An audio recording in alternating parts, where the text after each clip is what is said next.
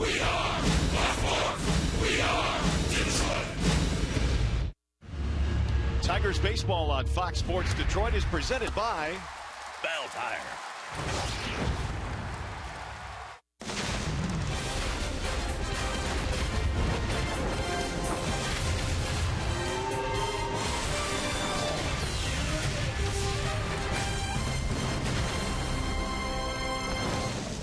It is another nice night for baseball here in Kansas City. We've got the grill going, and also on the menu here tonight, the Tigers and the Royals. We're at Kauffman Stadium in KC.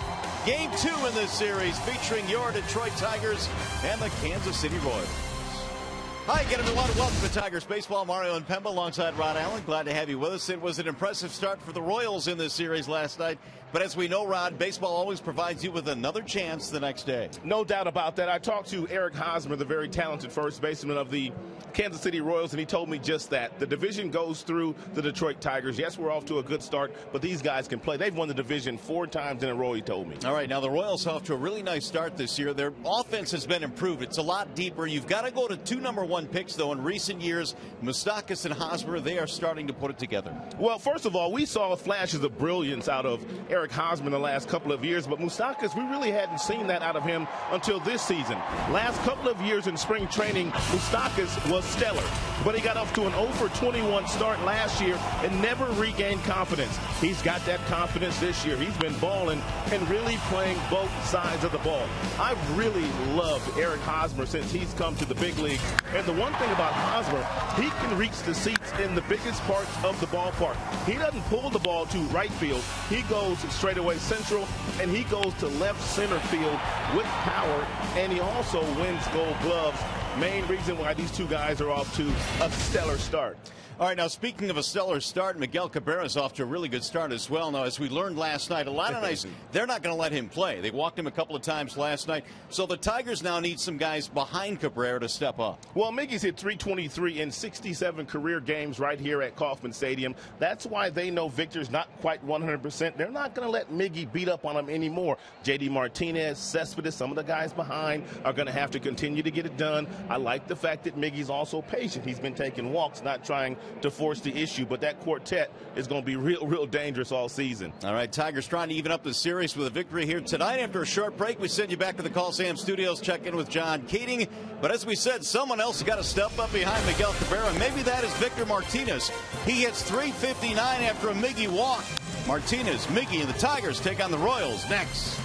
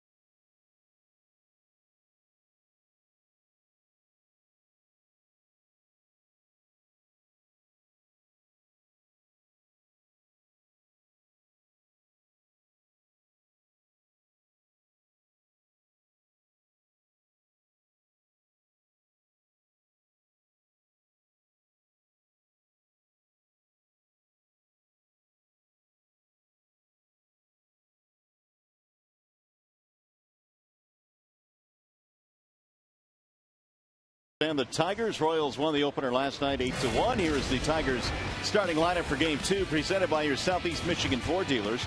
Anthony Ghost back in the lineup tonight. He'll play center field and lead off, followed by Kinsler and Cabrera. Martinez, and Cespedes in the middle.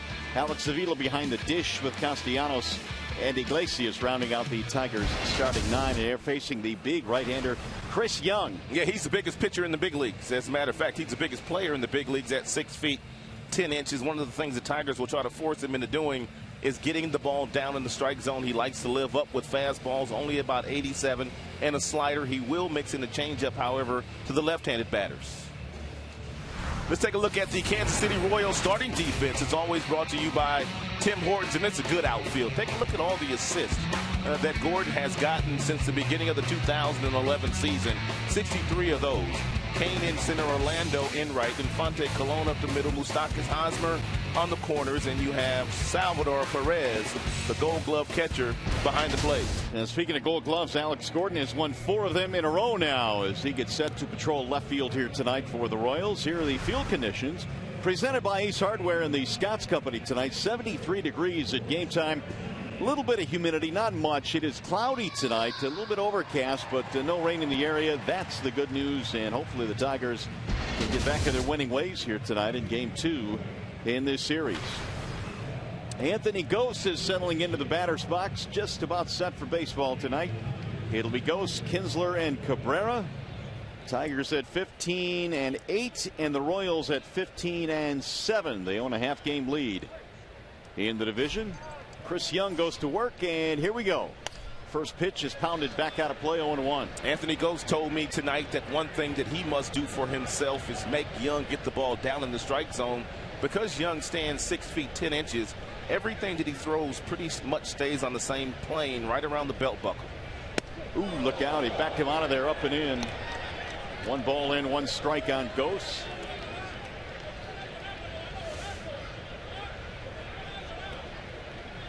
That'll get your attention. Goes to .314 with 1 home run this year. He looks at a ball outside. 2 balls, 1 strike. Young pitched for the Seattle Mariners last year and had a pretty good year. He was 12-9 with a 3.15 ERA, and he was the American League Comeback Player of the Year. 2-1 is fouled back out of play. 2 balls and 2 strikes. He did struggle down the stretch and was taken out of the rotation by Lloyd McClendon. His last start, and it was September 20th of last year. Opponents batted just .234 against Young last season. He has had a long road to the minor leagues and a bumpy road at times because of injuries as Ghost goes down swinging. 1 up, 1 away here in the Tigers' first inning.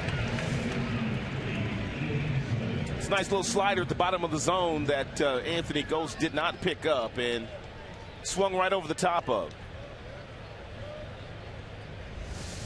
First strikeout tonight for Young. That'll bring up Ian Kinsler. Typically, Young does not strike out that many.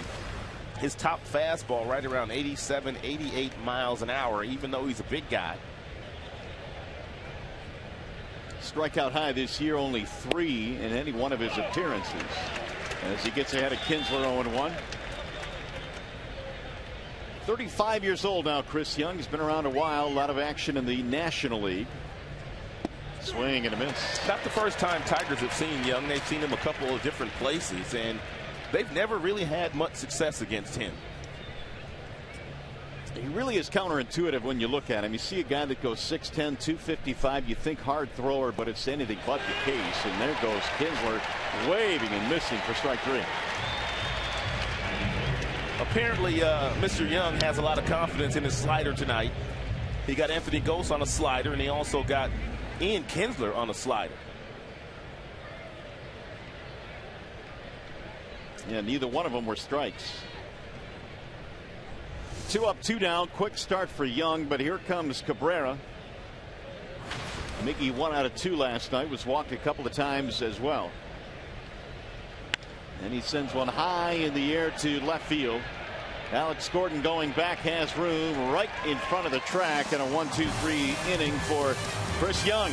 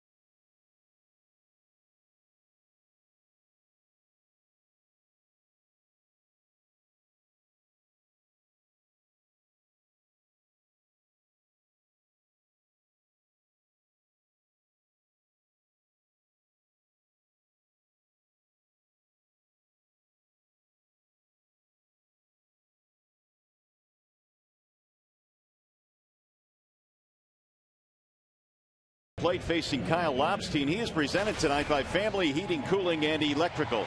3 straight starts already this year for Lobstein. He checks in with a 2-1 record, an ERA at 3.50. One of the things that he'll need to exploit today is the weakness of some of the left-handers in Kansas City's lineup with good breaking balls down and away from him. Alex Gordon will start things off against Lobstein here. It'll be Gordon, Moustakas, and Kane for the Royals tonight in the top 3 spots. Lefty-lefty matchup. And Lobstein delivers strike 1. Gordon in the ballgame last night, 2 out of 4. He's batting .303 now. A couple of RBIs last night and a single to center field. And he shoots this one on the ground to Miggy, who gobbles it up. Gordon is out of there, 1 out. Here's the rest of the lineup for the Royals tonight, presented by the Metro Detroit Chevy dealers. And for KC, you just saw Gordon, Moustakas, and Kane to follow. Eric Hosmer has had good numbers since the start of last year against the Tigers. Kendrys Morales, the DH. Perez catching. Bottom 3 of Infante, Orlando, and Colon. Now Mike Moustakas, who these days resides in the 2 spot in the lineup for the Royals. .356 batting average for Moustakas. One of the things that Moustakas is going to start to do, because he's done it a lot, he's going to make your shortstops, as you see where Iglesias is. Yesterday he was all the way up the middle, but not anymore. Brad Ausmus recognizing that Moustakas has gotten a lot of base hits the opposite way. Therefore, they're going to make him be a little bit more honest. Yeah, not only that, but Moustakas in last night's game bunted down the third base line. Half of his hits this year already have been to left field. That is a fair ball right to Cabrera, and that's a couple of quick ground ball outs. Let's take a look at the Tigers starting defense. It's always brought to you by Beaumont Health System. In the outfield, you've got Cespedes, Goetz, and Martinez. Iglesias, Kinsler up the middle. Castellanos and Miggy on the corners. Alex Avila, he's the catcher. The Tigers are turning a lot of double plays this year, second only to the Texas Rangers. Here is Lorenzo Cain with 2 outs. Tonight might be one of those nights where you don't necessarily have to pitch to Lorenzo Cain, especially with all the left-handed bats in the lineup for the Kansas City Royals. Cain off to a nice start this year at .329. He was 1 for 5 in last night's game. Scored a run, stole a base. Almost like Danny Duffy treated Miggy. Miggy's first 2 plate appearances last night. Up and in on Lorenzo, who spins out of the way. 1 ball, 1 strike. Here are the numbers on Cain. He has hit safely in 7 of his last 8. A couple of home runs this year. Here's the 1-1 pitch. Ripped down the left field line. That is a fair ball. It goes to the corner. Cespedes has it. Cain thought about pushing it, but he'll go back to first base. 2-out single for Lorenzo Cain. Lorenzo Cain is playing the game at a very high level right now, and if Lobstein has to face him with a runner in scoring position the next time he comes up, he should not give him anything to hit. Here is Eric Hosmer with 2 outs. Hosmer launched a long home run in last night's game, his 3rd of the season. It was a 2-run shot. Batting .310 this year. And they've got the shift on Hosmer defensively with the speedy Cain at first. He'll draw a throw. Lorenzo 6 stolen bases so far this year. He's been caught only once. The fact that Lobstein is a left-handed pitcher might slow Cain down just a little bit. He thought about going. He went 3 or 4 steps and then went back. He sure did. You can see that if you have a quality left-handed pitcher on the mound, you can slow down the Royals. Moustakas, of all their left-handers, is the only one that has a nice average against left-handed pitching so far this year. There's that shift that they play against Eric Hosmer. Another throwback. The league leader in stolen bases so far this year is Jose Altuve of the Astros. And George Springer has 8. Altuve 9. Springer 8. There's a couple of Astros at the top of that list. And boy, Houston is playing some good baseball. Aren't they, though? Man, 15-7. Another toss back. Kane back in there easily. Kansas City, courtesy of their win last night, jumped back into first place in the Central, half game up on the Tigers. Every Royal in their order last night had a base hit, at least one hit.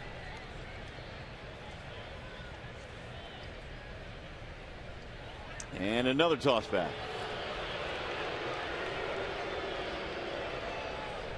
Solid crowd in attendance here tonight in Kansas City, and they are letting Lopstein know that they want him to throw it home.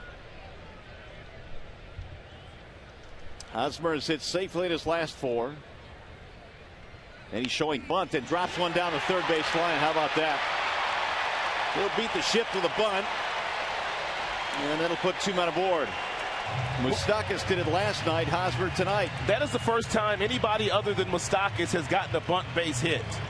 The Kansas City Royals now have 4 bunt base hits as a team. And it's Hosmer and Moustakas have all of them. Last year as a squad, Kansas City had 23 bunt base hits with Dyson and Escobar leading the way. And Roddy, he seemed to execute that nicely. He did it like he knew what he was doing. Yeah, all he had to do was lay it down because there's nobody there. I love what Moustakas and Hosmer are doing, and we talked about them at the top of the show. They're playing with a tremendous amount of confidence right now.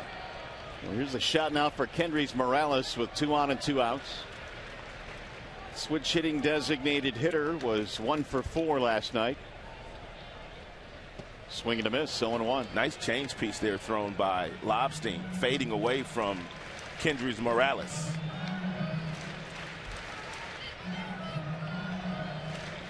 Morales with a double last night. He's hit safely in 7 straight. He's gotten off to an extremely consistent start this year. He's hit in 20 of the 22 he's played in.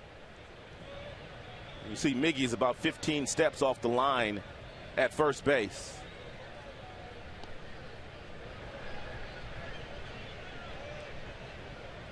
Now the 0-1. Bouncing ball to first. Cabrera can't get it. Right by him. He hit it right down the line. 1-run scores. They're going to try and get Hosmer in. Martinez's throw will go to second base, and it's a 2-run double for Kendrys Morales. These Kansas City Royals are at it again. And this place is rocking. It's full, too. Hit him where they ain't. Cabrera was off the line, and he got one through. Another changeup right off the end of the bat. Eric Hosmer has good speed, and J.D. Martinez, he was all the way over in right center field, and that allowed Hosmer to come all the way around from first.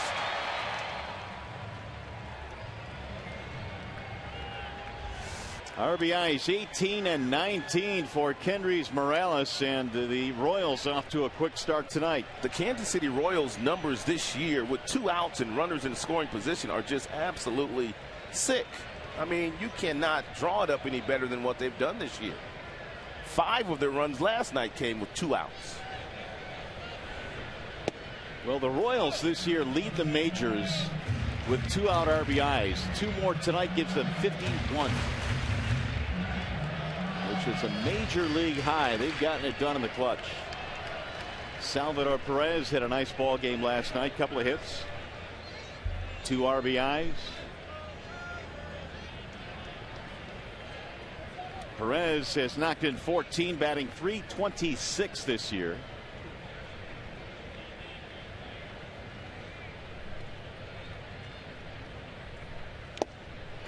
Foul tip into the glove. 0-2 on Perez.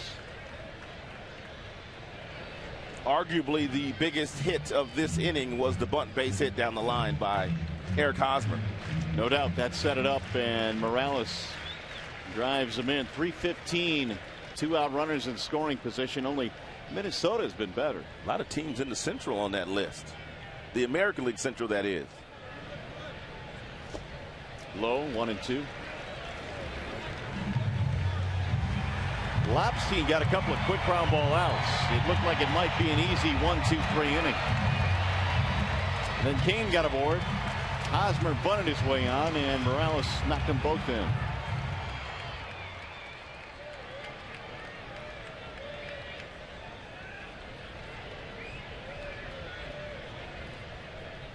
Lobstein ahead of the count, 1 ball, 2 strikes. And Perez shoots one to left center, base hit. Here comes Morales rounding third. That'll score him. He overshoots the catcher Avila. Perez goes all the way to third, and the Royals lead 3-0. What a poor throw by Anthony Gose. I mean, you don't have a play at the base runner who is scoring, and that would be Morales in that situation, and you keep Perez at first base. But wow, did he airmail everybody? This ball right here should be going to second base.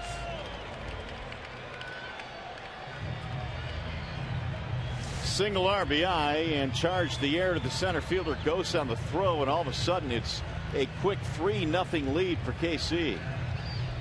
And Jeff Jones out to try and calm things down a little bit. Officially second on the throw, and then he takes third on the error by the center fielder. That'll bring up Infante. A lightning quick start tonight for KC.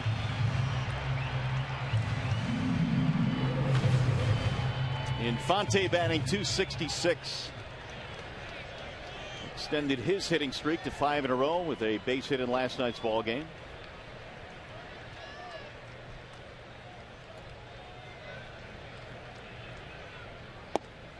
There's ball 1 low to Infante.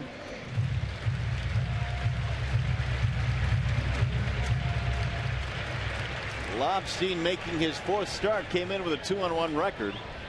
The ERA about 3.5, but they've got him for 3 runs early. And missed inside. 2 balls, no strikes. Not a bad pitch there by Lobstein. He thought he had a strike, but Lance Barrett did not give him the call. But it's imperative that he do go in there every now and then against some of the right-handers, even though he does not have a big fastball.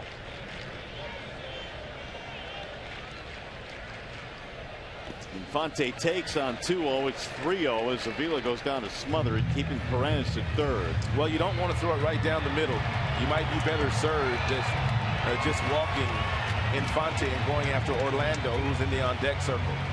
Infante might just swing at the 3-0 fastball if he gets it. Kyle got the first 2 outs on 5 pitches, and all of a sudden here's the 7th man at bat in the inning. The 3-0. Taking ball 4. 4-pitch walk to Infante. First and third now for Paulo Orlando.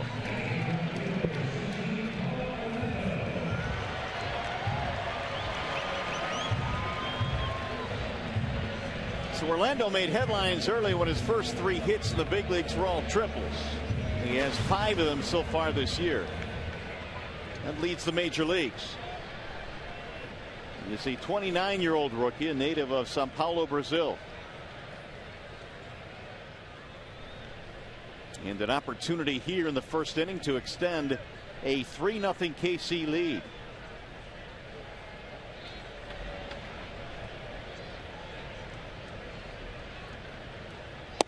And he looks at a strike in the outside corner, 0-1. 3 runs on 4 hits in this inning for the Royals.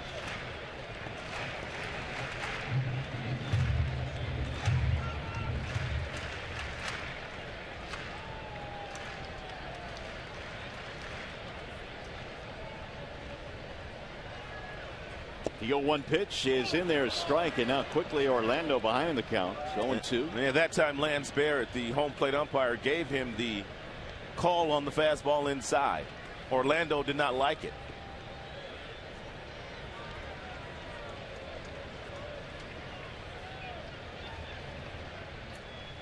Avila back behind the plate tonight, flashing signs. And Orlando takes low and in. 1 ball, 2 strikes. Lobstein has surrendered. 2 singles, a double, and then another base hit. He's also walked a batter. First and third for the Royals with 2 outs.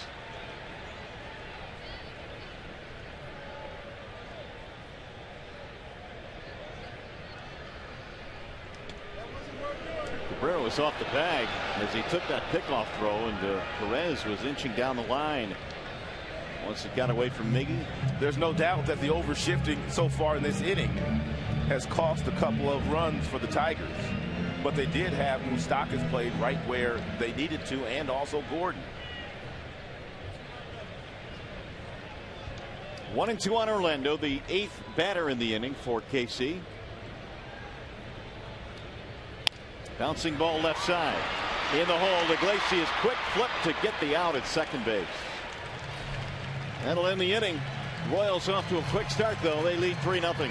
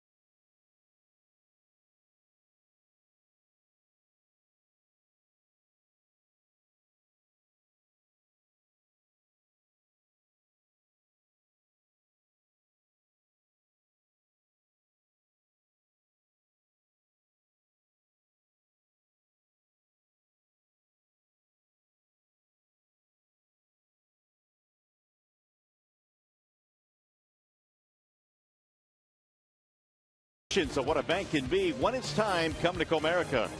Chrysler, come in to get a great deal during the Chrysler Awards season event.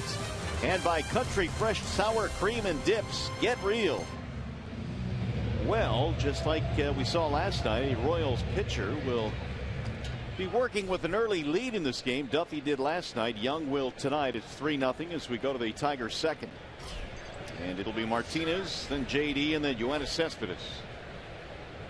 Chris Young had a 1-2-3-9 pitch first inning, and he throws ball one high to Victor.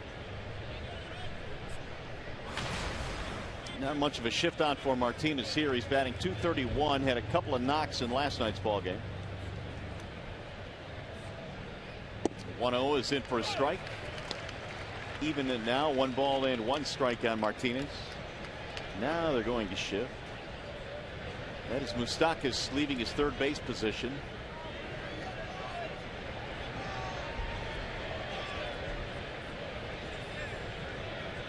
Young ready with the 1-1. Swing and a miss.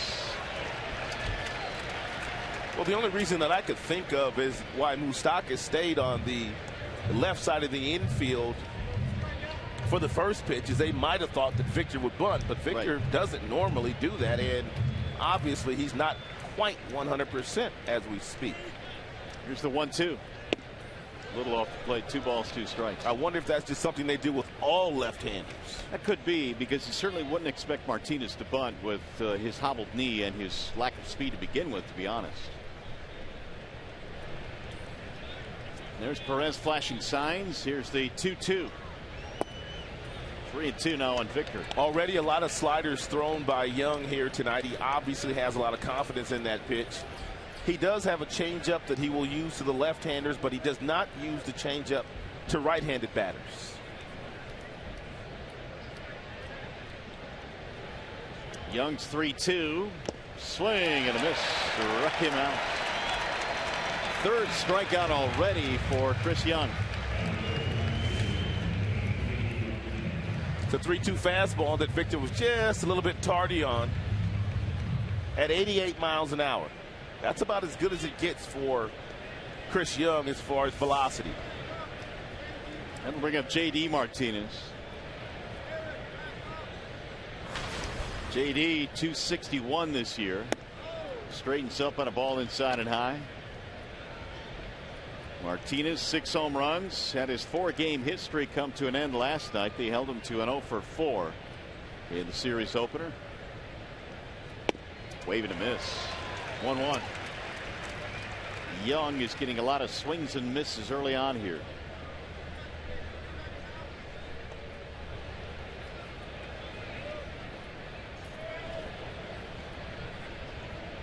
Martinez sends a ground ball to third, foul. He was out in front of the pitch. Told you that Young has had some success against the Tigers in the last number of years. In 4 prior starts, he's won 2, hasn't lost. The ERA a shade over 1.5, and they've only hit 181 against him. Just got a piece of that one, and that one bites Perez. But today, Young is throwing more breaking balls than I can remember him ever throwing. He's usually fastballs up in the zone. Well, Young signed a 1-year deal in March. It is laden with incentives based on innings pitched and how long he's able to go, how many starts he makes. And this coming on the heels of what, as you mentioned, was a pretty good year last year overall, 12-9 with Seattle. Swing and a miss. It's up in the zone, and that's already his 4th strikeout. He has struck out 4 of the first 5. This is usually what Young does. He gets you to chase that fastball at 88 upstairs because it looks so inviting, but it's also hard to hit. Now, Yoenis Cespedes will try his luck here against Young. Yoenis with 5 hits on the current road trip, batting .295.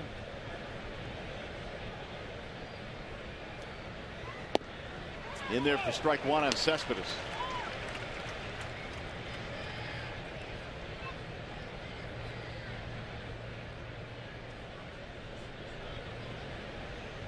Here's the 0-1 pitch.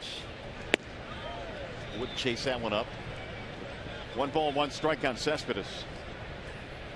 Yoenis has 8 doubles this year. That's good for the top mark in the American League, tied for first with 8 doubles. And that one's lofted in the air to right field, not deep at all. Orlando is under it, and it's going to be another easy 1-2-3 inning for Chris Young.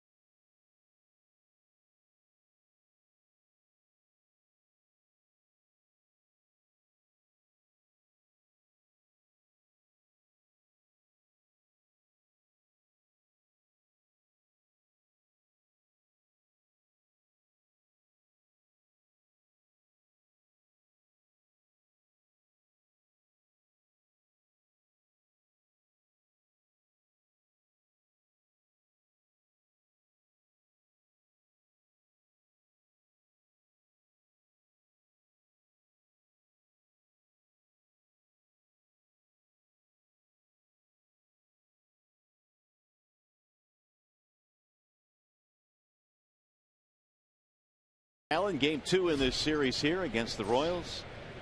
As Kyle Lobstein goes back to work and Christian Colon leads it off, looks at a strike. Chris Wasilewski is our producer tonight. Brian Moss, our director from a sold-out Kauffman Stadium in Kansas City. Tigers trying to even up this series, jump back into first place. That's going to be a fair ball. Down the left field line, Colon is on his way to second and give him a double. Whatever the game plan was for Lobstein given to him by Jeff Jones, the pitching coach, they've got to change that one because obviously the Kansas City Royals are on to that one. Every pitch that he's gotten up in the strike zone, they have hit it. They have not missed any of Lobstein's mistakes so far. That'll be the 5th hit already for KC. Second double of the year for Colon. Now they'll bring it back to the top of the lineup. It'll be Alex Gordon. Royals sending 8 men to the plate in the first inning. Kyle is doing a nice job with his first pitch strikes. He's 7 of 9, but he's not able to finish off on the Royals hitters.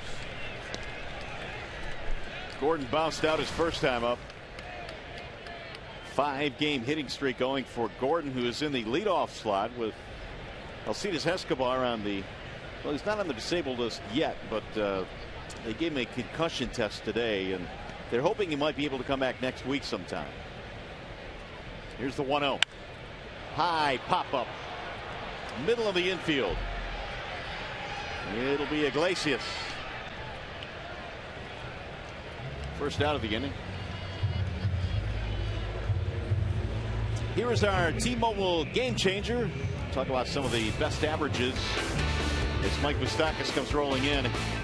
These are the league leaders in average. Adam Jones off to a fabulous start. You see Iglesias on that list and Miggy, but so is Moustakas. Jose Altuve off to another really good start. He can just play, man. Yes, he can. He can just play. Both sides of the ball. Doesn't matter that he's 5. What is he, 5'3", 5'4"? It don't even matter, man. He plays like he's about 6'7". Here is Moustakas. And that's a strike. Grounded out his first time up. Moustakas 0 for 1, batting .352. He really grew up in the postseason last year where he hit 5 home runs, and he's just continued that here in the month of April. Now May. Ned Yost during spring training started toying with the idea of batting Moustakas second. And he said that Mike worked so hard in spring camp at hitting the ball the other way and bunting the other way and beating shifts that he thought, why not give him a shot at 2 spot in the lineup? And so far it's worked out brilliantly. Yes, he's off to his best start as a pro. 0-2. There was the runner to third. Here comes the throw, the tag. It's going to be in time for the out. Thank you very much. Colon had a poor jump, and on top of that, there's a left-hander standing in the left-hander's batter's box, which gave a clear path to Avila to throw him out. And he went from a standstill position. Boy, he was an easy out there. And for those of you that don't know what I mean by standstill position, when you're stealing third base, you have the luxury of getting some momentum going toward third base by shuffling off the base. He didn't do that. You know, they pretty much negated his advantage. Here's the 1-2. Moustakas shooting it foul down the left field line. 1-2 the count stays, so the leadoff double is erased.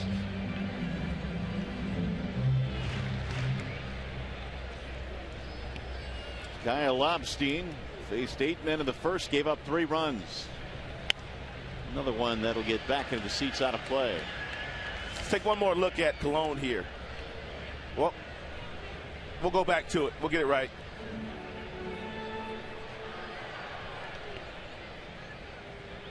The advantage of trying to steal third, Rod, as you've pointed out many times, is that you can get a much bigger lead, but you've got to keep your feet shuffling. Yeah, and moving. He attempted to steal third base like you steal second base, basically. Right.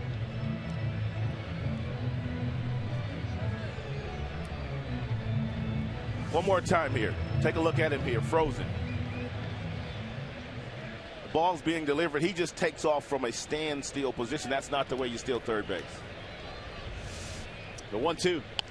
Another foul back out of play. It looks like Moustakas is trying to hit the ball the other way now. It is so evident those last 3 swings. He has 32 hits this year. 15 of those have gone the opposite way.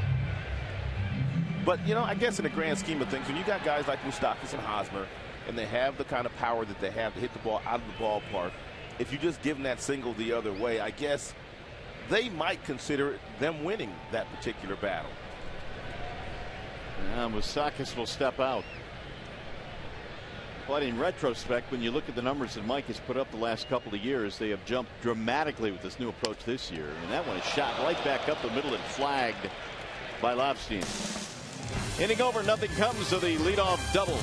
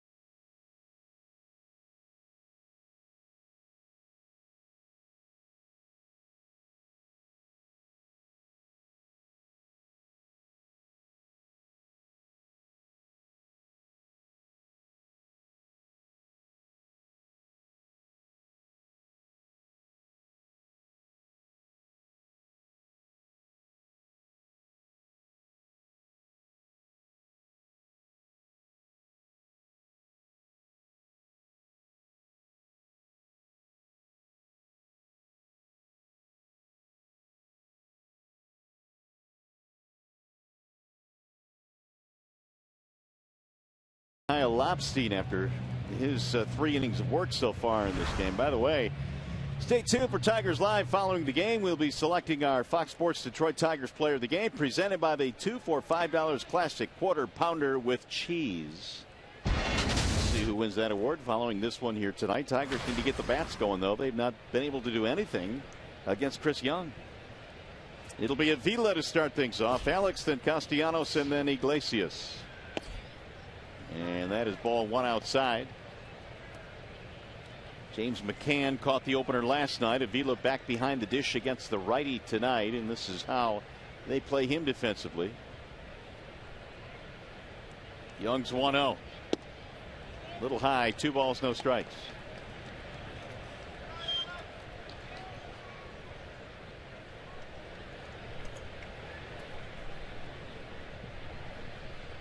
I mentioned that Chris Young is 6 feet 10 inches tall.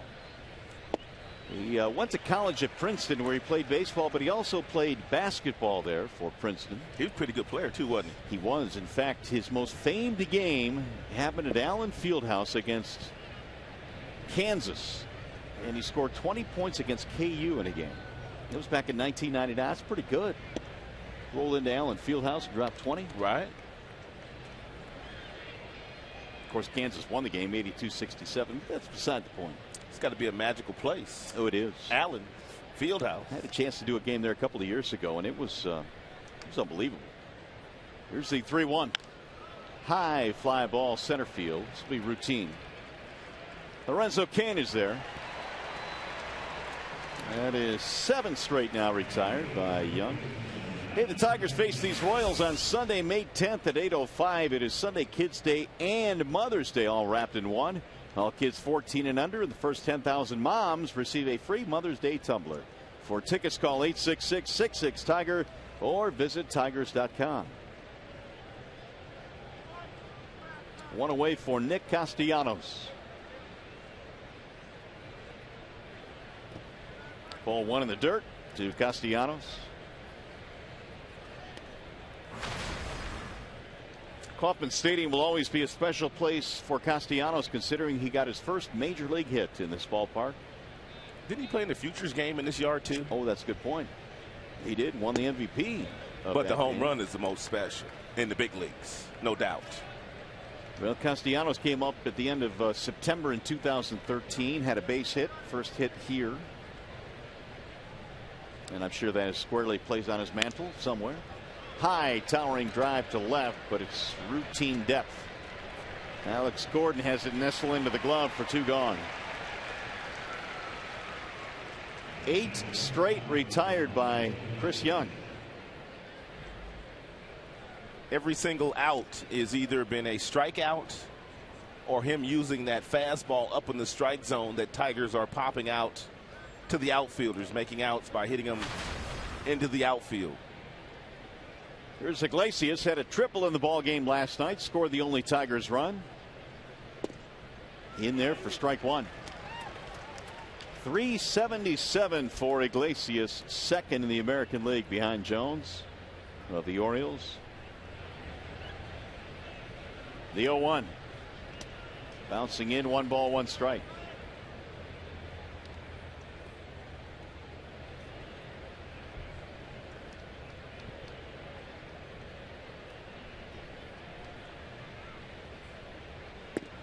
Up and in, 2-1. Iglesias fell a double shy of the cycle a couple of days ago in Minneapolis. That was on Monday against the Twins. Ooh, way up and in again. 3-1 on Jose. Tigers in search of their first base runner, let alone hit. They'll try and get it to the top of the lineup. Anthony Gose. He steps away from a strike. Iglesias, somebody better tell him that was a strike. He is just about to first base. He let go of the bat. And Lance Barrett's not going to like that too much. He's going to have to apologize to him. Yep, because he was high stepping to first base. My bad.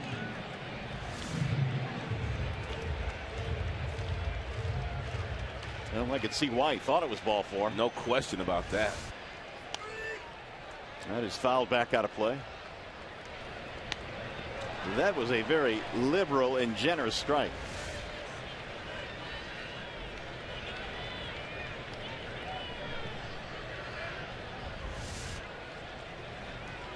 Again, the 3-2.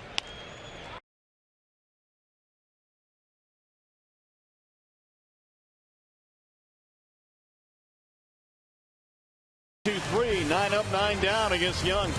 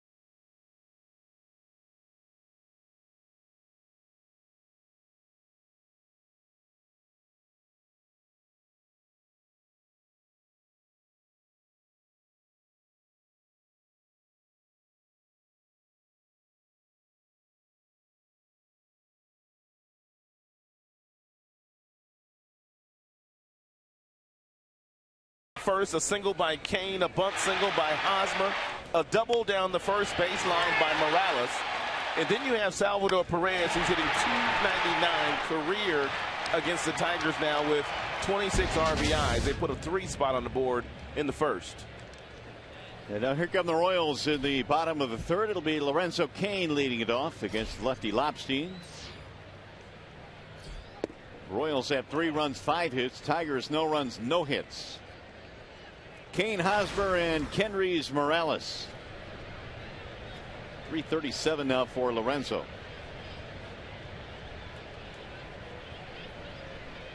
Here's the 0-1. Wave and a miss. 0-2 on Cain. Of all the players that we've watched the Royals have the last couple of years, for you, who has the highest ceiling? Really good question. Here's the 0-2 pitch.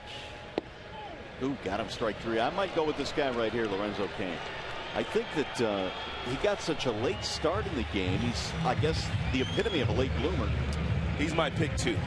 And Don Wakamatsu, their bench coach, told me as much yesterday that Hosmer's very good. I liked his pitch by Lobstein. He's going to need to do this more tonight against right-handed batters. But Wakamatsu told me that Hosmer is special. Moustakas is off to a really good start. But Cain is the one guy that really stirs up everything because his ability to do everything on the baseball field.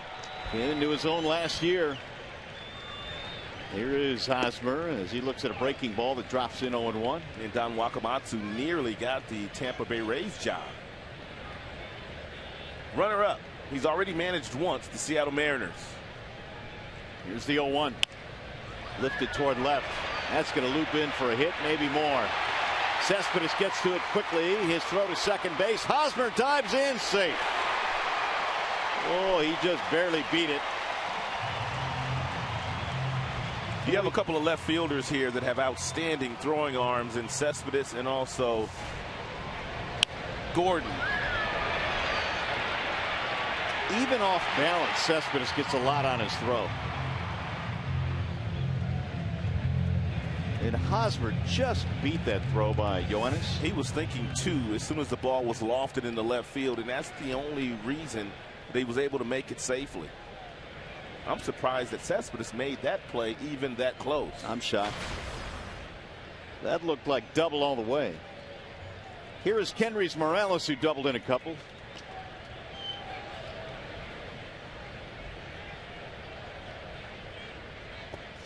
Good block by Avila, holding Hosmer at second.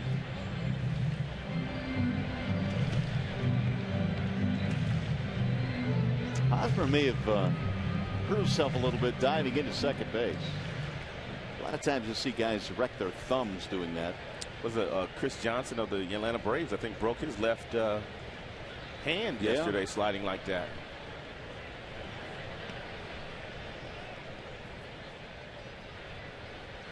Lobstein with the 1-0. Right back up the middle into center. Hosmer rounding third. They're going to send him home. Here is Gos's throw to the plate. Safe. Avila unable to hold on to it. Throw down to second, sails into center. Morales drives in another, and it's 4-0. That was a much better throw by Anthony Gose, and if Avila was able to hold on to it, they might have gotten the call out on Eric Hosmer. But it came in so hot, Avila unable to hold on to it, and Avila, once he didn't catch it, Morales got in scoring position. I think you're right. I think he's probably out. What a throw by Gose.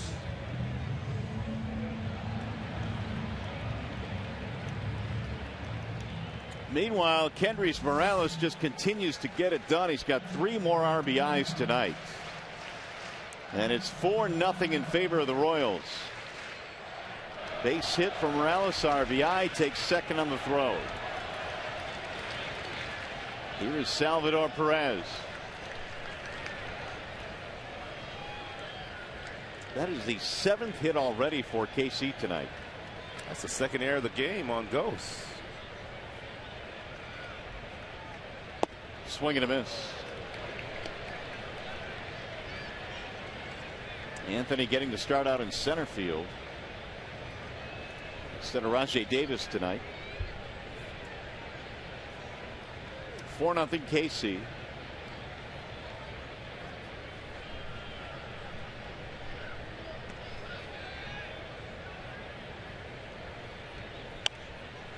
Fouled back out of play.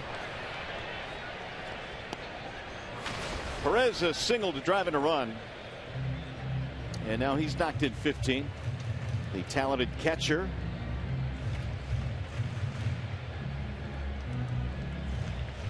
Morales, or I should say Perez, one of those guys that has gotten it done with 2 outs. 11 2-out RBIs this year. A lot of clutch hitting for the Royals. The 0-2. Anthony Gose has already committed more errors in the one game here tonight than he did in 88 games last year for Toronto.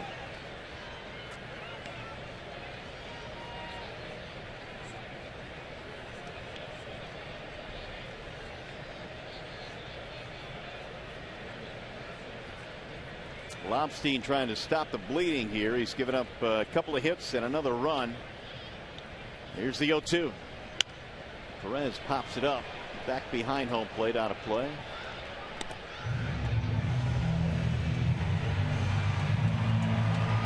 Royals offense came into this game leading the league in average on base percentage, and they were second in slugging percentage.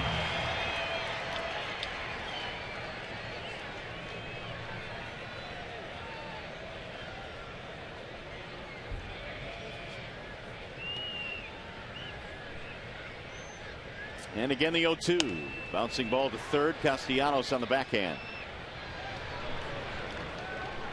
Perez is out, 2 gone. Time for a game break now. To the studio we go. Mickey York.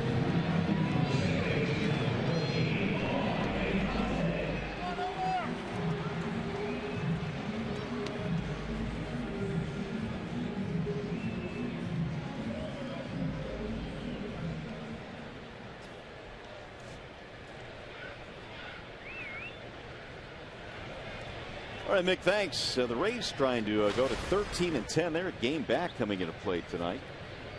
That division that they're in, the American League East, is all bunched up. Here's Infante. Little tapper back to the mound. And that'll end the inning. However, 2 more hits in the frame. Another run for the Royals. And after 3, it's now 4-0 KC.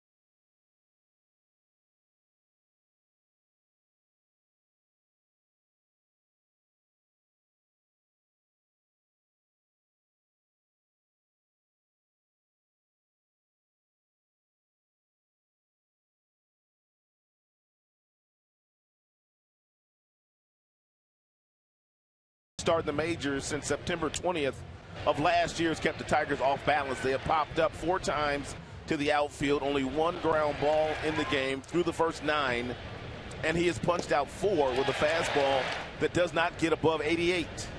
But he is moving it all around, and he's been very successful through the first 3. Yes, he has. In fact, 9 up, 9 down. He is not allowed a hit. And he will go back to work now facing the top of the Tigers lineup. It'll be Anthony Gose, Ian Kinsler, Miguel Cabrera. Gose struck out his first time up, looks at a strike, 0-1.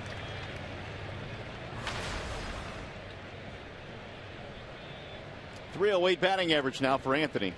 1 for 7 on this road trip. Swing and a miss, and now it's 0-2. When a guy stands 6 feet 10 inches and he has the kind of wingspan that Young has, when he throws that breaking ball down in the dirt, I mean, you really can't even imagine how far that thing is dropping. The 0-2 fouled away. And it's one of the reasons why he has had some success in the big leagues. That built-in height advantage, even though he does not throw 90 miles an hour. It's the arm slot that he throws from. Nobody else in the big leagues is this tall that throws right-handed. The only other guy that was taller than him no longer plays. That was John Roush. And down goes Gose, who strikes out again. I mean, you're seeing the arm slot in the window that he's releasing the ball from, and then all of a sudden the ball is getting into the hitting zone and it's dropping down about 7 feet.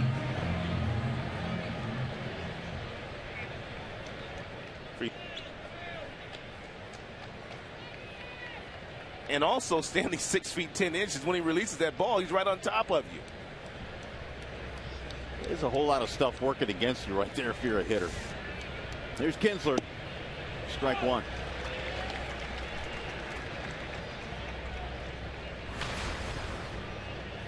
The other thing is that Young is throwing a lot of strikes. Here's the 0-1 pitch. A little bit low that time. 1 ball, 1 strike. John Roush, who used to pitch for the White Sox among other teams, was 6'11". Tallest player in Major League history. I mean, if you really think about it for a moment, here you have a Chris Young still sitting at the house. It's March, and you're the Kansas City Royals. You really can't afford James Shields. He is parted as a free agent. But yet this guy has had some really good numbers against the team that you're trying to catch, the team you're trying to beat. Why not take a gamble on it? It's a good sign, there's no doubt. 3-1 pitch. He lost him there. That's the first Tigers base runner. It's no different than what the Cleveland Indians have done with a couple of left-handed bats in Murphy and Brandon Moss. Well, here's the Bernstein advantage. The pitcher-batter matchup. We look at Miguel Cabrera against Chris Young, and he has trouble with Young. 133, so Young has the advantage here against Miggy. We don't say that very often. We never say it, actually. This might be the first time in history. And Cabrera looks at a strike. Miggy, however, did just miss him in the very first inning, flying out very deep to left field.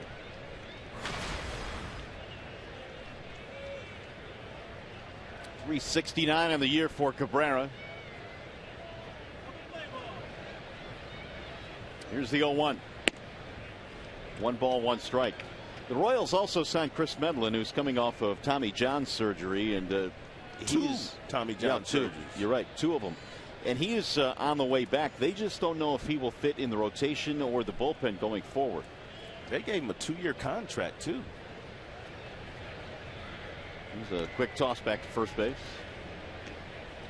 Hochaber is on the mend, so he'll probably come back and join their bullpen. So they have some arms that they're waiting on. Young, though, has fitted nicely here in the rotation, at least on this night. He has struck out 5 in this game. So 1-1. He stays away. 2 balls, 1 strike. And Miggy can cut the lead in half with one mighty swing of the bat. Cabrera's been in there every day. The Tiger skipper Brad Ausmus saying it's tough to take him out, especially with the stretch of division games they're playing in right now. He realizes, though, that eventually guys like Kinsler and Cabrera are going to need a day off. He just hates to do it when he plays teams within the division. Yeah, Miggy's not going to get a day off this weekend. No. And probably not in Chicago either. Off the end of the bat. They have been real cautious with guys like Iglesias, who has gotten a couple of days off. Certainly Victor Martinez coming back from the knee injury, but don't forget Mickey had surgery in the offseason as well. But what helped Brad last year was the fact that Victor was healthy, so Victor played first base quite often last year, and that would get Miggy off of his feet, and he would DH, and that kind of helped Miggy a little bit. Yeah, and Brad said today that he's not ruling it out, but at least for the time being, there's no way Martinez will play any first base. Now, whether or not that changes later this season, we don't know. But that is not an option right now. Just miss outside. 3-2 now in Cabrera. Well, if you're Brad Ausmus, you shouldn't be afraid to start Kinsler here with 1 out. Even though Young does have 5 strikeouts in the game, I mean, you have some trust in Miguel.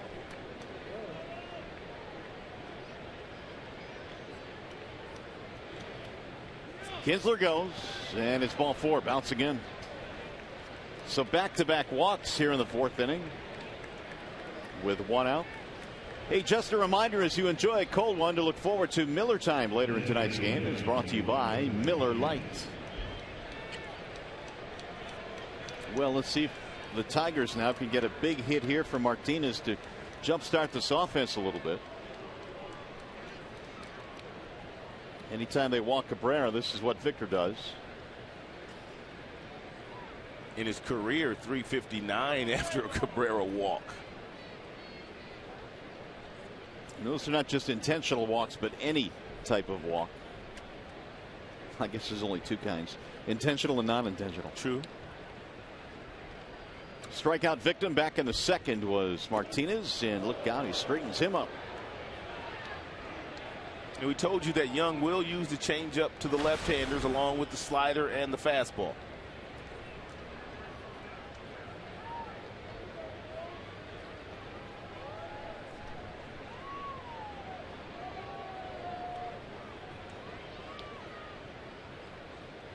Tigers still looking for that first hit.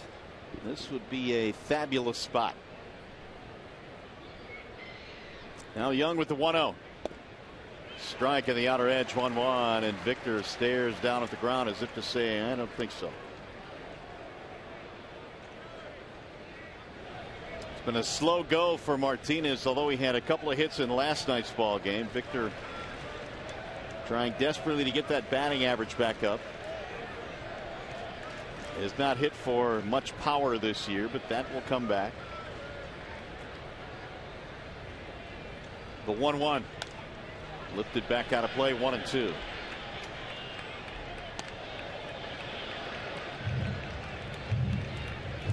Tigers had nothing going here tonight until Kinsler walked and then Miguel walked.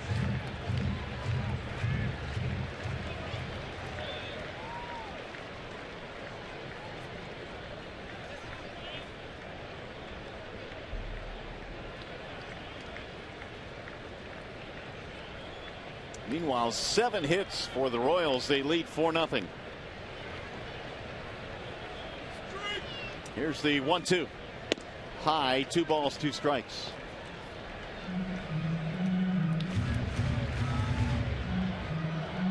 Chris Young's 12 wins last year matched a career high, but he established that way back in 2005 with Texas. That's why he won the Comeback Player of the Year award last year. J.D. Martinez waiting on deck.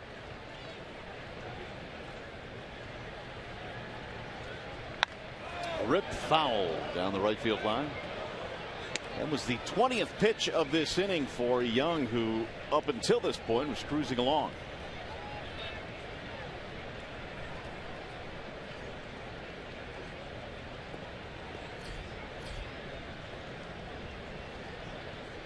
He has 5 strikeouts in the game, so his pitch count overall is already up to 58.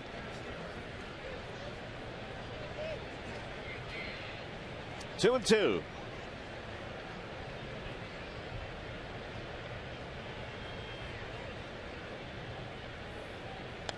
Another foul. This is what Victor does. Last year, Victor was the best hitter on the planet with 2 strikes. As a matter of fact, he said that many times he preferred hitting with 2 strikes and because it forced him into concentrating that much more. Do you remember the last time Victor Martinez gave up an at-bat? No, I don't. I mean, even like in a 15-0 game, he would not give up an at-bat. He is battling here as the count remains 2-2. Inside, 3 balls and 2 strikes. Probably too risky right now to start the base runners. Yeah, I was thinking the same thing. But you never know. I mean, we talked about this a lot last year. And Brad has a lot of confidence in Victor Martinez as well to put the ball in play, but a lot of risk involved here. Jason Frazier warming up. Yeah, Victor's been striking out a little bit more early in the season here. And Yost quick to get that bullpen up, wasn't he? Not wasting any time. Frazier in the 4th inning tuning up. Bouncing ball foul. So Ausmus did not start the runner. So we told you the last start in the big leagues for Young was September 20th of last year. This is his first start of the season for the Royals. So they're going to watch him very closely here tonight. He's not going to go much above 75.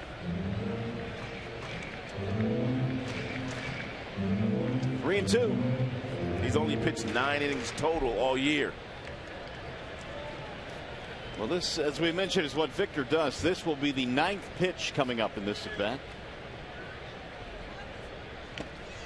And it's fouled at home plate. Perez trying to grab it. Took it right out of his glove.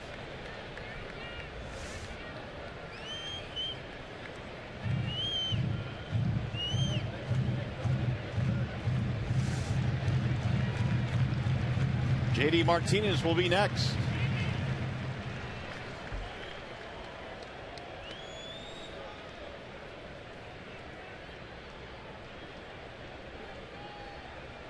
JD might as well bring a lawn chair to the on-deck circle. He's been there for a minute. 3-2. Here it comes. Popped up foul. Another one back out of play. And Victor may have left the strike zone the last couple of pitches. And swinging at fastballs up. And meanwhile, Perez runs out to the mound after that last pitch. So Young in his first stress of this ball game. 2 walks, Kinsler and Cabrera after the strikeout of Gose. 10 straight retired to start the game for Young.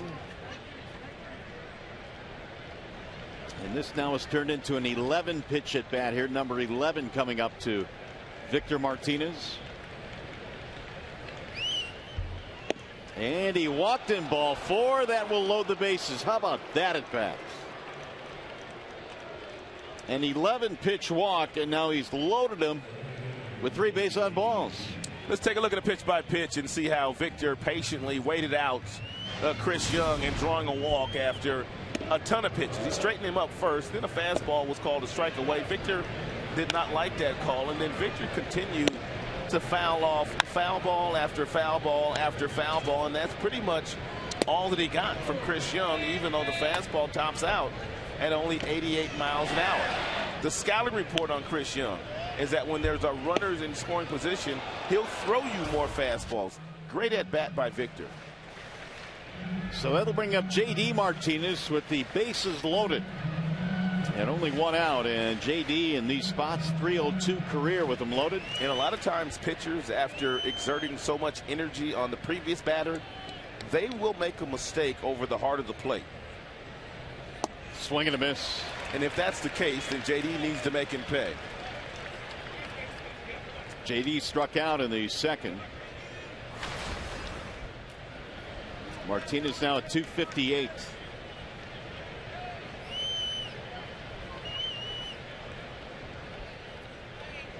Swing and a miss again. It got away from Perez, but not far enough. And so Martinez behind in the count 0-2.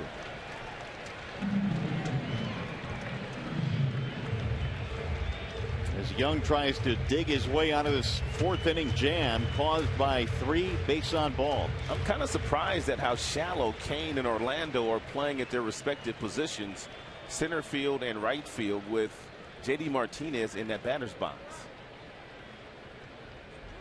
Here's the 0-2. Swing and a miss. He carved him up. Struck him out on 3 pitches, 6 of them now for Young. It's almost like Young kind of just wanted to pick who he wanted to pitch to in this particular inning.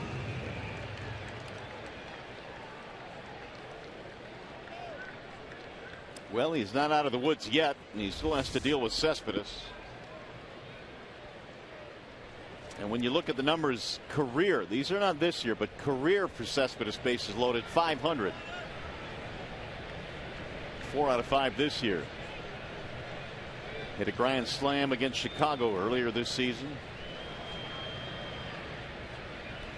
One swing of the bat here would tie it up. And he looks at strike 1. This year, Cespedes 455 with runners in scoring position, only 208 when the sacks are empty. Swing and a miss. The right-handed batters are just not picking up that slider that Chris Young's throwing here today. And he's pitching quite differently to the Tigers batters than I can ever really remember him pitching. Usually it's a heavy dose of fastballs, about 86 to 88 miles an hour. Now the sellout crowd coming to its feet. Way high, and Cespedes wasn't offering it that. 1 ball and 2 strikes. 32 pitches in this inning for the right-hander Young. Yeah, somehow, some way, the Tigers have got to scratch at least a run across the plate. Swing and a miss to strike him out. Young walks the bases loaded and strikes out the side. 7 punch outs for the Royals right-hander. He strikes out Cespedes with the bases loaded on another slider in the dirt.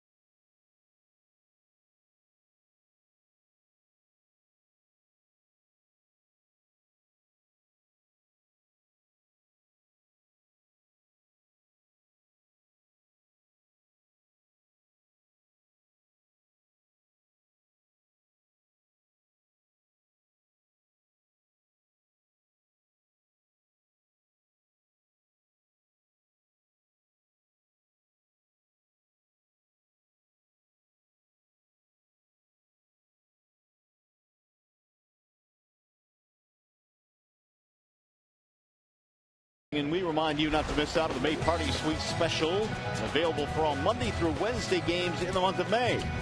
Special packages include 15 suite tickets, 18 soft drinks, 6 pizzas, and chips and dip. If you'd like more information, call 313-471-BALL and watch Tigers baseball in style in the suite. Well, here we go. Lobstein back to the hill now as we go to the bottom of the 4th inning. Tigers are still hitless in this game. Paulo Orlando will lead things off, and he takes strike 1. It'll be Orlando and then Colon and Gordon, 8, 9, and 1 in the lineup. Where do the Royals keep finding all these fast guys, man? I don't know, but this guy was a track star in Brazil. In high school, he ran track, and in fact, he was one of the guys that back in Brazil ran the 200, 400 meters. He could motor. That's why he's got so many triples. I mean, they got guys like Dyson, and they had that guy last year. What was his name? Terrence Gore. I forgot about Gore. Now this guy here, I mean, their scouting director, he must talk to all of his employees, and he must tell them to look for very athletic, fast base runners, because they got a ton of them. They do, and even picking them up from other organizations like Orlando. There's a bouncing ball, base hit. Leadoff man on. Orlando was picked up from the White Sox system. He's going to bring up Colon. Christian Colon has a double, but tried to steal third. That was back in the second, was thrown out easily. Terrence Gore last year, he was with the team all the way through the World Series, just a pinch run. That he was. Shades of Herb Washington. He shows bunt, yanked it back, 1 ball, no strikes. And now if you're Ned Yost with Colon in Orlando, you can put the hit and run on against the left-handed Lobstein if you choose to do so. And Mike Jerschele going through signs down at third base. He's a lifer in the Kansas City Royals organization. Jerschele is managed in the minor leagues. He managed in AAA for like 20 years, didn't he? He was a while. He was piling up the years, piling up the bus rides. Finally got rewarded.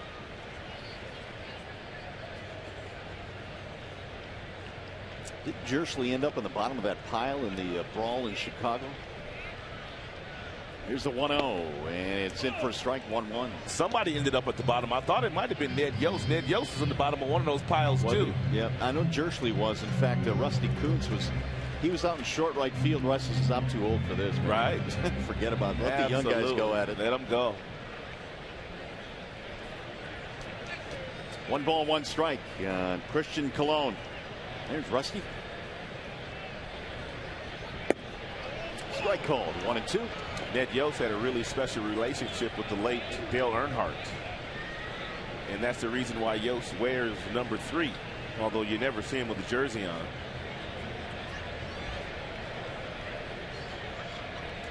.388 and .409 is his overall record. Last year obviously was a special season here in KC. Led the team to the brink of a world championship.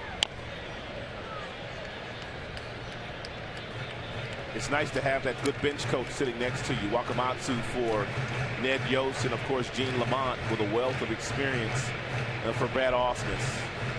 Guys that aren't afraid to bounce things off of you. I thought Wakamatsu was going to get that Tampa job, but it went to Kevin Cash. Yeah. Cash apparently really impressed during the interview process. Wakamatsu's advantage was he had managed in the big leagues. Cash had never managed. Way outside, runner goes, and Avila lost his footing. Never had it actually, and that's a stolen base for Orlando.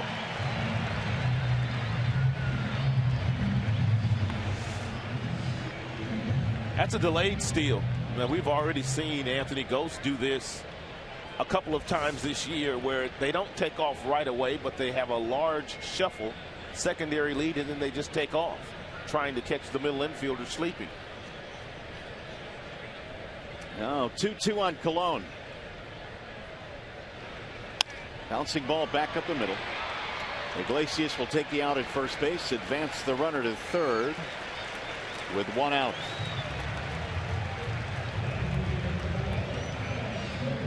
And Tigers are going to be forced into playing the infield in, already trailing by 4 runs.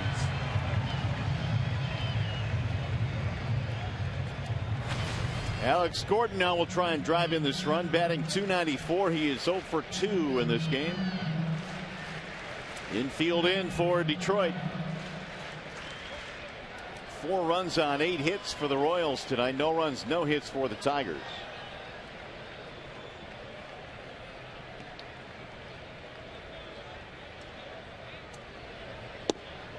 Strike 1 on Gordon. I see your buddy made it here tonight. Your pass is in the house behind home plate. He there. is, man. Look at him. You got a gold glove back there, man. There's our buddy wearing the Tigers suit behind home plate. He was in Minnesota too. It's a pretty good night to wear that suit, though, as far as the weather's concerned. It is, but the gold glove is a nice touch. Swing and a miss. 0-2. That's an even 60 now for Lobstein. I've been meaning to ask you anyway, how do you get them seats on the road? Well, you know, when you're important, and I certainly am, I know people in high places. And so it's just as simple as that, I suppose. That's how you roll. Here's the 0-2 pitch. Just missed. 1 ball, 2 strikes now on Gordon. That's a good 0-2 pitch. At least you had Gordon thinking about it. Slider 3 inches off the plate outside. Big out here for Lobstein, trying to keep this a 4-run game. Oh, he got him. Strike 3. Gordon takes one on the outer edge. 2 gone. Big out there for Kyle.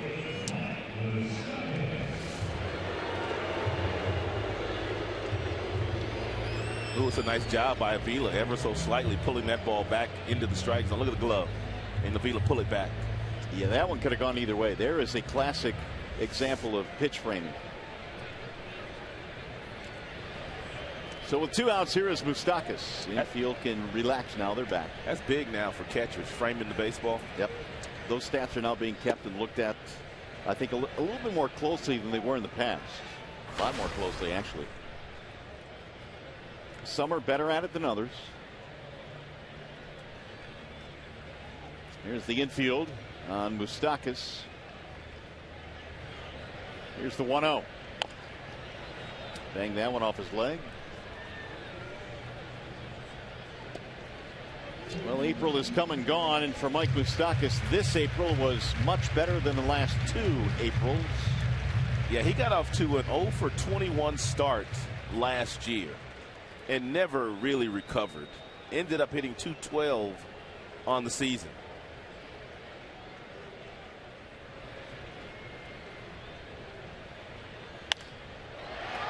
Fly ball in the air to left center. That'll be routine for Cespedes. And that'll be the end of the inning. The leadoff single. They got a runner to third, but no farther than that.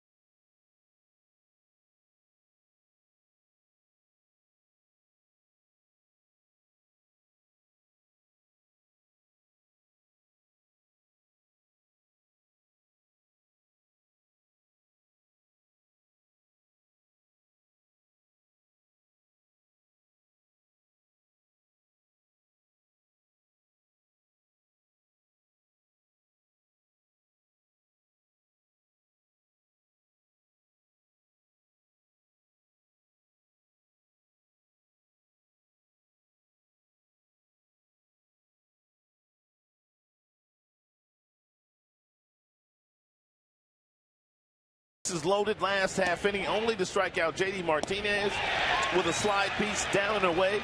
And he also got Yoenis Cespedes with a slide piece in the exact same area. Chris Young was able to pitch out of that gym.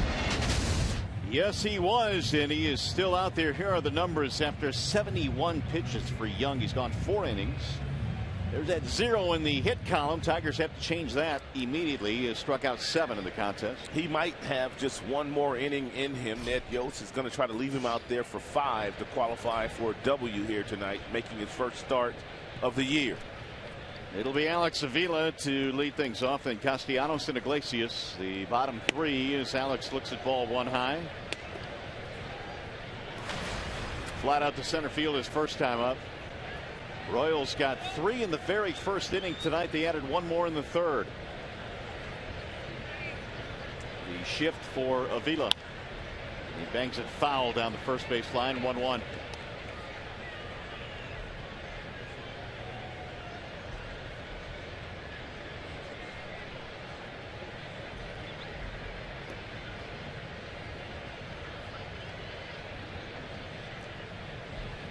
Chris Young has had a bumpy road getting back to the big leagues here in Kansas City as he throws a strike. He had that surgery that Kenny Rogers had, that thoracic outlet syndrome, where they remove a rib because there's a lot of pressure on some nerves around the collarbone. And he was going through a stretch where he couldn't figure out why he had so much pain in his shoulder. Swing and miss, and down goes Avila. That's 8 strikeouts now. In case you're wondering what the career high in strikeouts is for Chris Young, it's 12, and he already has 8, and we're going to show him some respect tonight and give him the high-speed pitch, even though his top fastball is only 88. And that is always brought to you by Xfinity. Here's Castellanos. Ball high.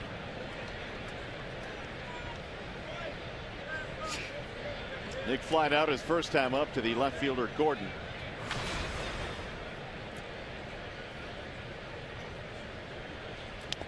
Off the end of the bat. 1 ball, 1 strike on Nick.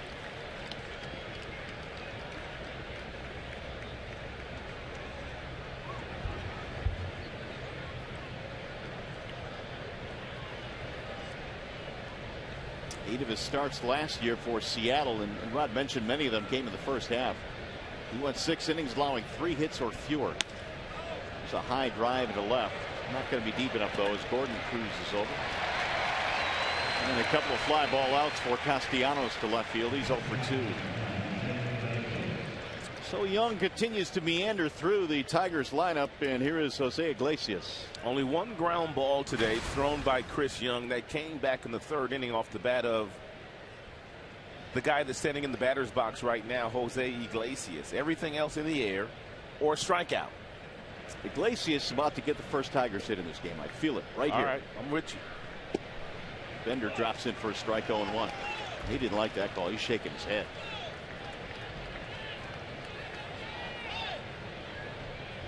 This will be the 80th pitch coming up now for the right-hander Young. Yeah, Tigers dugout barking too now. The 0-1 pitch. Lifted back out of play, 0-2. That's what I was just talking about. Just the 1 ground out along with all the flyouts and then the 8 strikeouts. The 0-2 pitch. Swing and a miss. Struck him out. 9 of them. Whoa. A 1-2-3 5th inning. 9 punch outs. You're watching Tigers baseball tonight, presented by Bell Tire.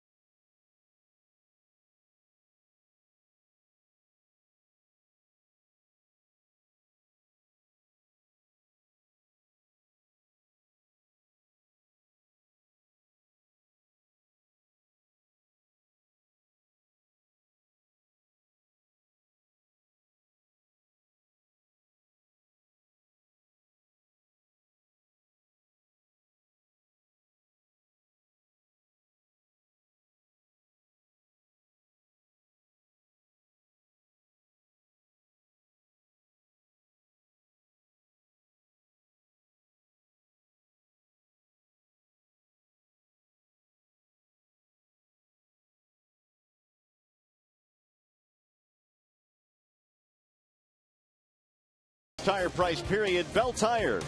Myers, save big with M-Perks from Myers. Sign up at mperks.com. And by Chevrolet, find new roads. Nice night here in Kansas City. Gorgeous night. Tigers, unfortunately, looking for their first hit. They're down 4-0 in this game. There's a soft ground ball to short. Iglesias scooping, throwing, and he got him by half a step. He's got such quick feet, and his hands are as quick as his feet, and the exchange and the arm strength is remarkable. He is playing like he wants to win a Gold Glove this year. And that, folks, was Lorenzo Cain running down the line, too. His instincts are just superior at the shortstop position. They really are. I mean, they're off the charts. Soft hands, instincts. Just got one of those really athletic bodies that could do so much. One away now. Eric Hosmer looks at the ball. Had a nice conversation with Eric Hosmer today, and he was talking about how much fun they're having in their clubhouse, how much the World Series did for everybody last year. The crowds have come out now in Kansas City. He said his teammates, they're really enjoying life these days. But he also went on to say, but we also know that the guys on the other side, they're the class of this division, and we have to somehow dethrone them. The 1-1 is low. 2 balls, 1 strike. Well, they took a step, albeit a very small step, in winning the first game of the season series last night. They did it in convincing fashion. But at least it's good that they had that realization that until you win the division and go through Detroit, they are still the class of the division. Meanwhile, Hosmer shoots one slowly into center field for a base hit. That's his 3rd knock of the night. Yeah, a bunt single, a double, and now that one. And Can coming into play, his numbers against left-handers weren't all that good. We were talking earlier about the player on the Royals with the most upside as we see Ryan Madson warming up. I still go with Cain, but I think Hosmer still has a lot more to give. I mean, I think his ceiling's a little bit higher. He's special. He no doubt. We talk about J.D. Martinez and Miggy and how they can hit home runs to right field and center field. Hosmer's a left-handed bat, and there aren't that many of them in the big leagues that can hit that home run to center field and to left field. Yeah. In this ballpark. This is a big ballpark. Yeah, we saw an example of it last night. He hit .350 in the postseason last year, Hosmer. Well, Morales, they haven't been able to get him out. Single, double, 3 RBIs. Swing and a miss. He ain't getting cheated either. Kendrys, Morales. We have made a lot about Cain and Hosmer and Moustakas, and yes, they're all vital parts, but I'll tell you what, this guy right here has really added a little bit of a different dimension to their lineup. Switch hitter with power, right in the middle of the batting order. He has 20 RBIs now this year. Lobstein missing outside, 2-1. First 7 years of his major league career after coming over from Cuba were spent with the Los Angeles Angels. There are a lot of Cuban-born players playing in the major leagues these days that are very talented. Very talented. And boy, he was really on his way to, I don't know, some really big numbers when we know by now he was celebrating a walk-off home run at home plate when he was with the Angels and broke his leg in just a cruel twist of fate. But he's found his stroke again. There's another Cuban-born player in Jose Iglesias and Yoenis Cespedes. We'll see another really good one. A couple of them, really. Alexei Ramirez and Jose Abreu in Chicago. High fly ball right field, playable. J.D. Martinez backing up. Hosmer retreats. 2 away. Now Salvador Perez.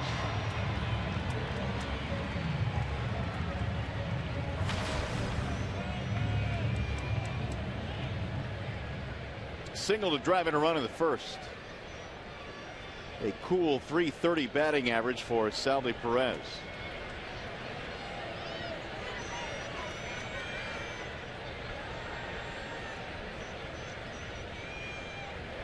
The Royals have 5 guys in their starting lineup today hitting above .320, not just .300. but 5 guys hitting above 320. And their leadoff hitter Gordon's batting .290. It's been impressive. Bouncing ball third base side. Castellanos goes the short way. That'll end the inning. No runs, the hit. 1 man left. To the 6th we go.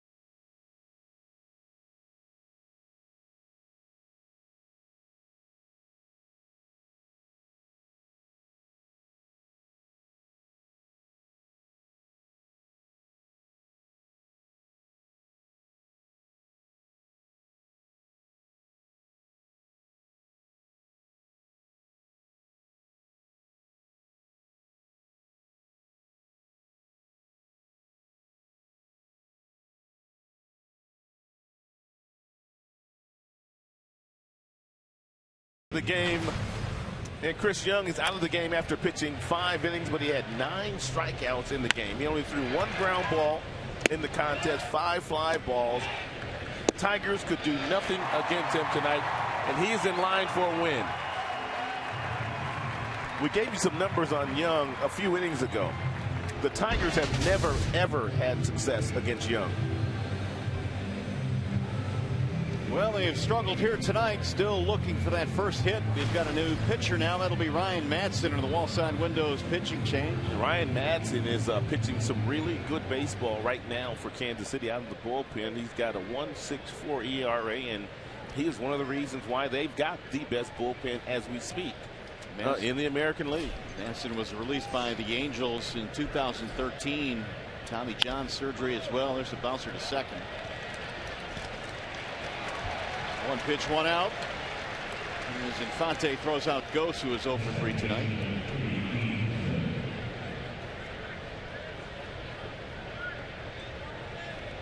And that'll bring up Ian Kinsler.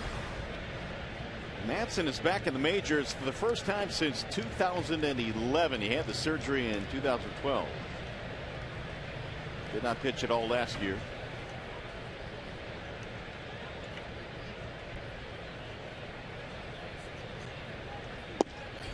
In there for a strike.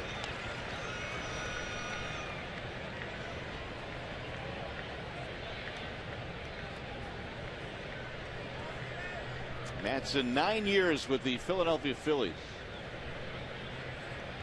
He logged a lot of innings out of their bullpen. 1 ball, 1 strike. 79 appearances just a couple of years ago, a few years back before the surgery.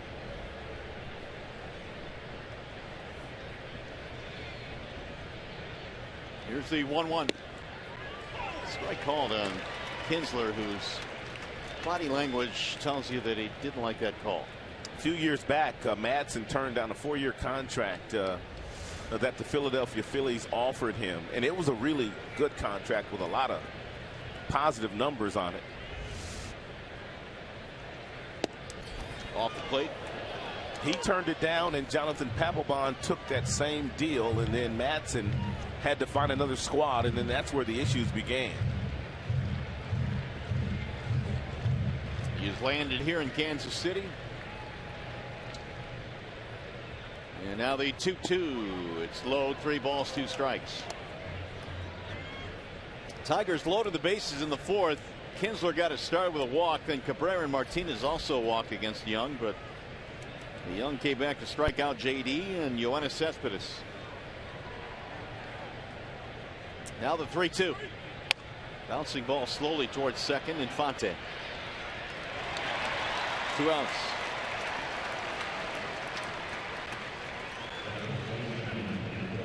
So this Tigers offense just being manhandled tonight, but here is Cabrera now with 2 away.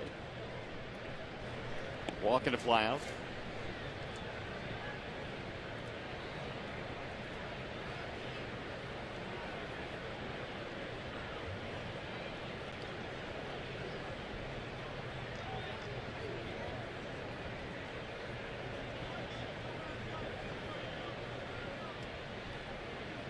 Miggy looks at ball 1 outside. His first at bat, he hit a deep fly ball to left field to Gordon right in front of the warning track and just missed hitting it out. Tigers then fell behind when the Royals got 3 in the first and then 1 more in the third. It's been 4-0 since. Ball high, 2-0. Pretty good velocity there, a 96 from Madsen. Last year, the Kansas City Royals had a lot of guys throwing hard out of their bullpen and some in the rotation.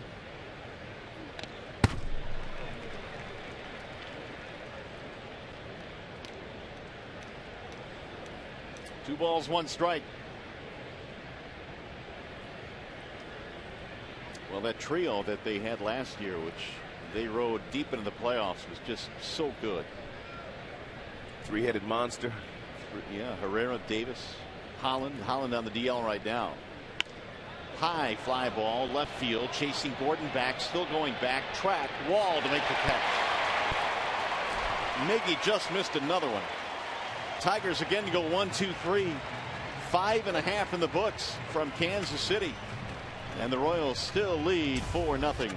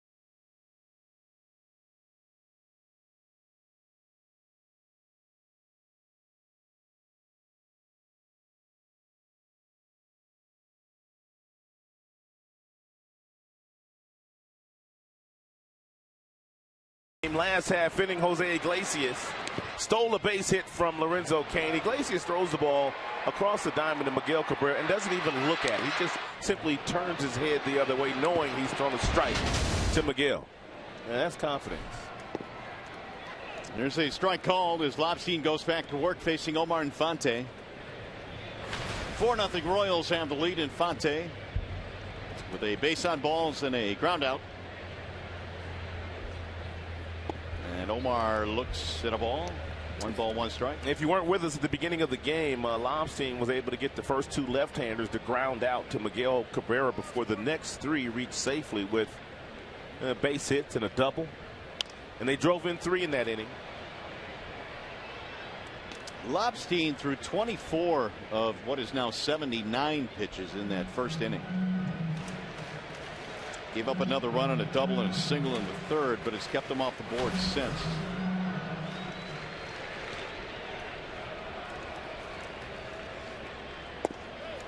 Ooh, Lobstein just missed again. 2 balls, 2 strikes. Infante, Orlando, and Colon. Bottom 3 in the lineup for the Royals. Here's the 2-2. That should find the seats. Actually, it finds the dugout.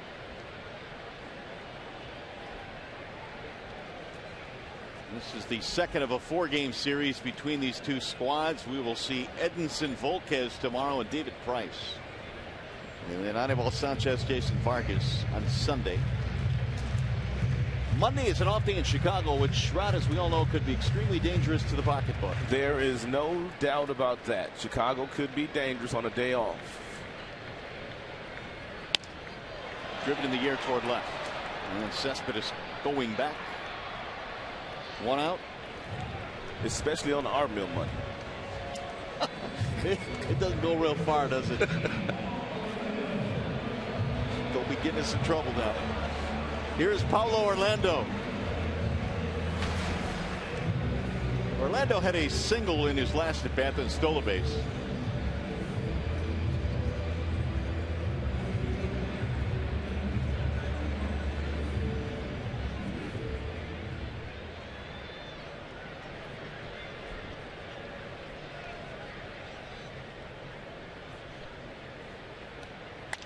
Ground ball to third. Easy hop there. They'll keep the speedster off the bases as Castellanos throws him out. 2 gone. Time for a game break now. To the studio we go. Mickey York.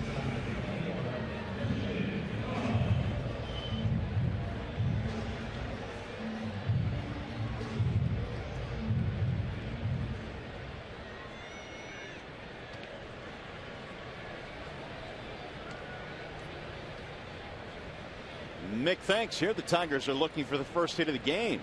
And we're in the 6th inning, 4-0 in favor of KC. I read something where the Indians were off to their worst start this year since 2003. Is that right? Yeah. They did not get out of the gate very well. Didn't know it was that bad. And a lot of experts out there across the country picked the Indians to dethrone the Tigers for the division. And I don't think one person, any of the experts out there, picked Kansas City Royals to do anything this year. I didn't. I'll admit it.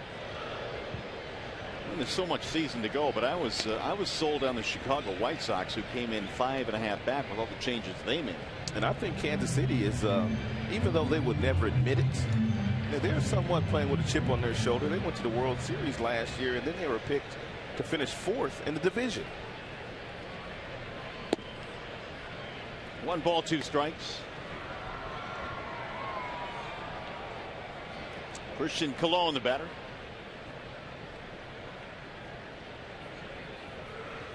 I remember that first pregame hit we did this year on the pregame show back at Comerica Park. They asked us who's going to be the Tigers' chief competition. You said the Royals. I'll give it to you. I like the team, man. I just like the athleticism. I just like the way they go about their business. They definitely play a different brand. There's a bouncer to the right side. Miggy has it. Long run to first base. He'll win that race.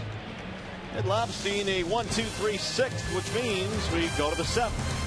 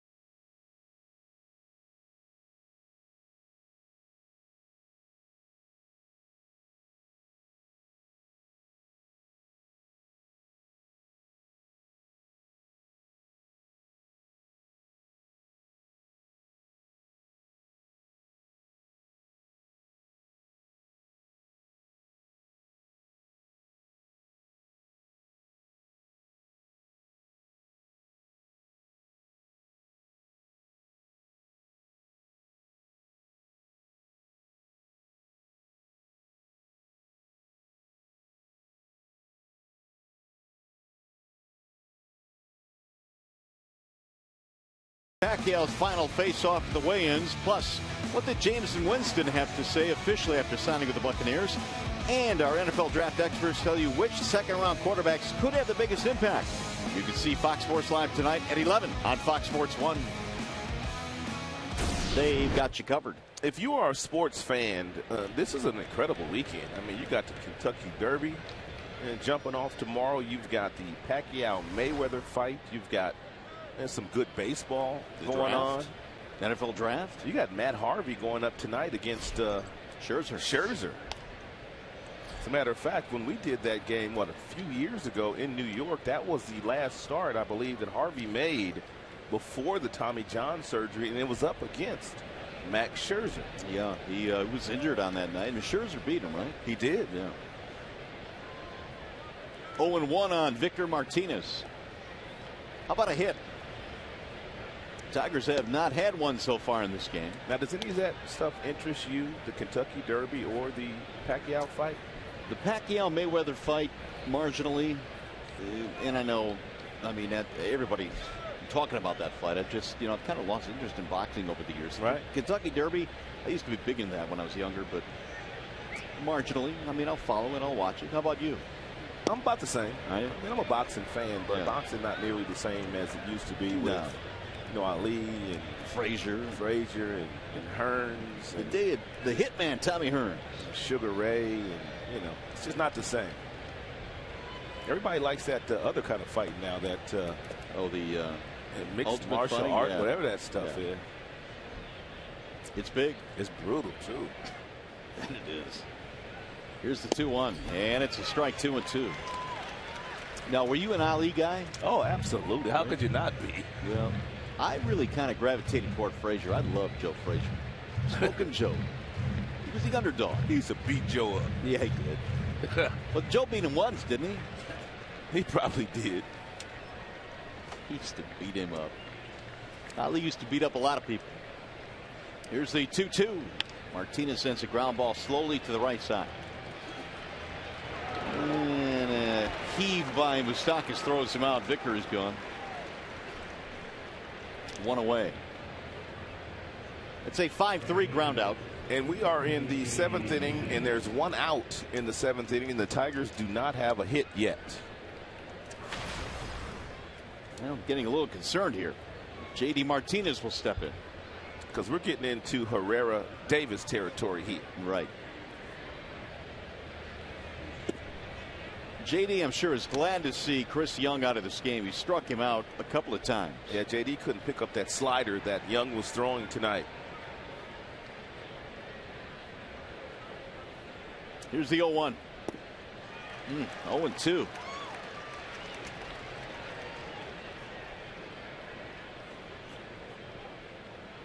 Madsen came on in the 6th, got him 1-2-3. He's working here in the 7th. He's retired all 4 that he's faced. Here's the 1-1. He'll get back out of play. 1-2.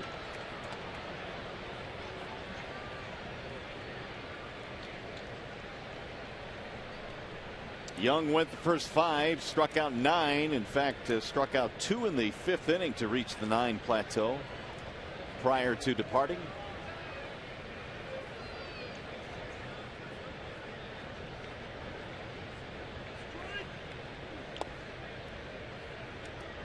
Two balls, 2 strikes.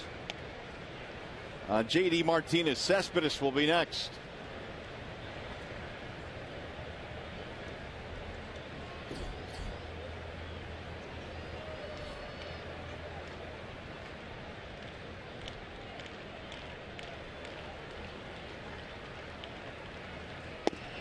And he got him. Strike 3. J.D. not going to like that call. He is punched out by Lance Parrott. Few parting shots. 10 strikeouts now tonight for Kansas City Royals pitching. It's a good fastball thrown by Madsen. It's in the mid-90s. It may have been a shade outside, as Fox Tracks tells us.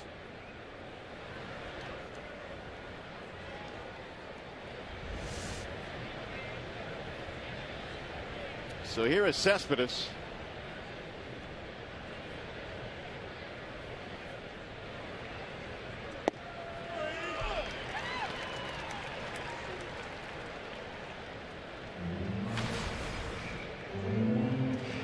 1 on Cespedes. Strikeout, fly out. This 5-gamer came to an end last night. Broken bat, little pop up back to short. Cologne runs it down. Man, oh man, the Tigers bats have been silenced through 7 innings tonight. Now they're going to have to do it against the back end of that Kansas City bullpen. 4-0 KC, stretch time.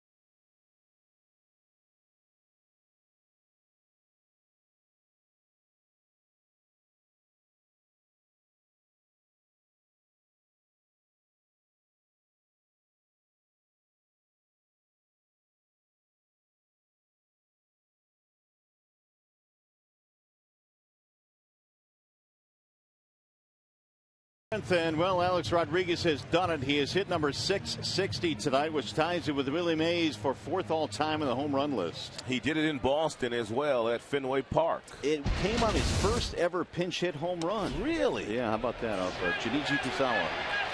Gordon is out by a step. Nice play by Nicholas Castellanos. Nice play indeed. It was cued off the end of the bat. He came in, he barehanded with the palm of the hand. He got it to the fingertips, then he flipped it across to Miggy very nicely. This is probably the toughest play for third baseman. But he did it to perfection, throwing off that right foot off balance, but accurate.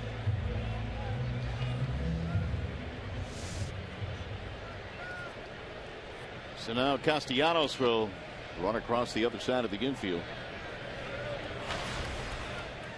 Lobstein's still out there. He's got Moustakas now. And Kyle missing down low. He had been 20 of 28 in first pitch strikes prior to that one.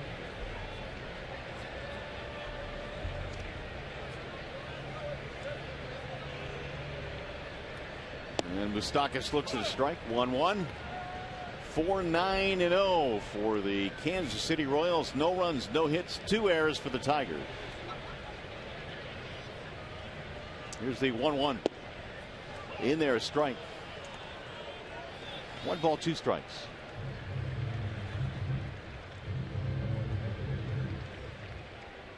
Tigers facing Young for the first 5, Matson for the next 2, and now they're going to have to deal with the back end of their bullpen. Here's the 1-2. Bouncing ball right side. Cabrera has it. Take it himself. Moustakas running hard. 2 gone. Here is the Call Sam 100 call of the game. And Lobstein gave up 9 hits total today. 7 of those in the first 3 innings. They made a really nice adjustment. And since then, he's really done nice work.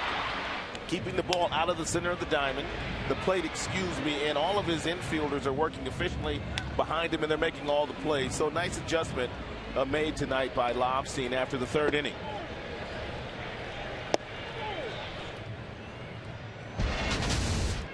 And Kyle goes to work now against Lorenzo Cain.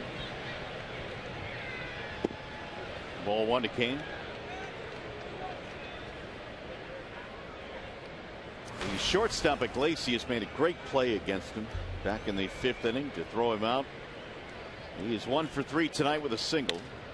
Drives this one to center field shallow, and Ghost plays it on one hop. It'll be a 2-out hit.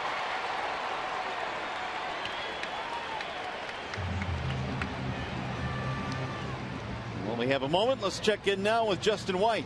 Hey Mario, I know you guys were talking about the big sports weekend just a little while ago, and the Tigers very interested in tomorrow especially. You've got the NFL draft wrapping up, you've got the Kentucky Derby, and of course Mayweather and Pacquiao. Now lots of guys in the clubhouse very interested in that fight. In fact, the only guy I could find who was most interested in the Kentucky Derby is the guy on the mound right now, Kyle Lobstein. Apparently him and his fiance have little side bets going on the race, so we'll have to see who comes out on the winning end of the big race tomorrow. Did you get his favorite, J-Dub? No, he didn't have any inside info for me. Oh, okay. But I can tell you this, that mostly everybody in that clubhouse is picking Mayweather, although a lot of guys are pulling for Manny Pacquiao. Yeah, it's not surprising. I would probably think that would be the case. Thanks, Justin. It is a big weekend indeed, sports-wise. As Kane draws another throw. Eric Hosmer is the batter. He's had 3 hits tonight. 2 singles, one of them of the bunt variety. He's also doubled, scored a couple of runs.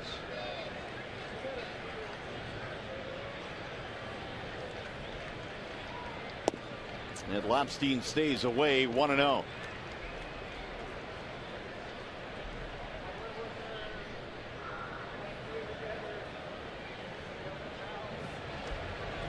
Nothing KC. We're in the 7th. There is Kelvin Herrera warming up. 8th inning guy now. Wade Davis, their closer, in the absence. There's a bouncer hit the short right field. Castellanos quickly throws him out. No runs and a hit. 1 man left on our way to the 8th. Tigers baseball presented by Belt Tire.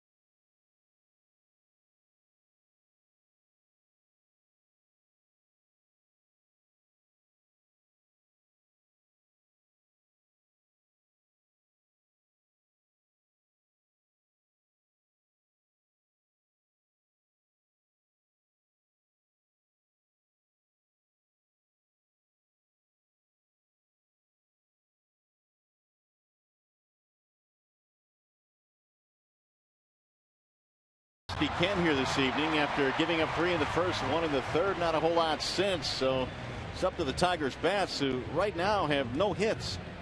Young, the main reason for that, Roddy, had 9 strikeouts in 5 strong innings. He pitched differently today too. Usually Young is one of those guys that lives upstairs with the fastball anywhere from 85 to 88. But today he threw about 35 to 40% really good sliders that the Tigers just couldn't pick up. Got a wall side window pitching change now, as we expected. Here is Kelvin Herrera. This guy's got a huge arm, and I mean huge arm. As a matter of fact, his fastball will reach triple digits, and this year is off to a sensational start. His ERA is shade over 1, and he's now been in 10 games. The Royals bullpen leads the league in ERA at 1.02, and they've done nothing so far to hurt that tonight. Matson has gone 2 scoreless innings and now gives the baseball to Kelvin Herrera. No Greg Holland these days. He is on the disabled list, but they have a couple of guys in Holland and Davis that it can still handle the workload down there. Herrera and Davis, excuse me. Here is the Vila to start it off. Vila, Castellanos, Iglesias, bottom three for Detroit.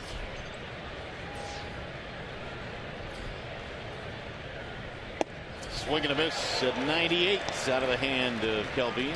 Well, that's nothing new for Kansas City Royals pitchers. In last season, fastballs 97 and above. No one in baseball even close to this team. Look at that. Oh, 2,354, 97 and above. And St. Louis is next on the list with 1,169. That right there will get you some outs. Here's the 0-1. It's a nice luxury to have if you have a guy at the back end of the game in the 8th or the 9th that can miss some bats for you, get you some strikeouts.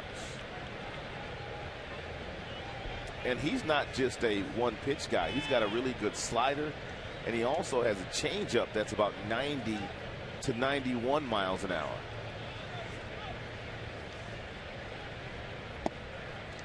Missed with that one. 2 balls, 1 strike. That was his changeup at 90 miles an hour. Herrera now 25 years of age, a native of the Dominican Republic. So get this, Chris Young started the game. His best fastball was 88. And Herrera comes in throwing changeups at 90. Swing and a miss. 100 miles an hour. Herrera last year appeared in 70 games. There's no way you can catch up to this up there. Right. Vila knew it as soon as he let the bat go.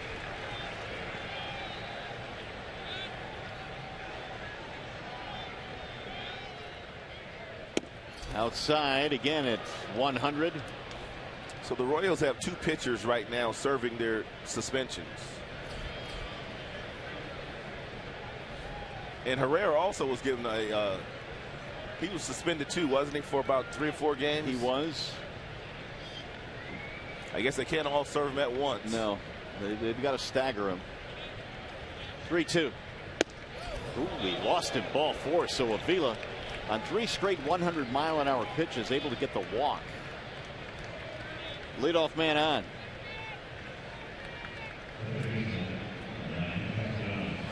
They had retired 11 straight until that walk. There's Castellanos.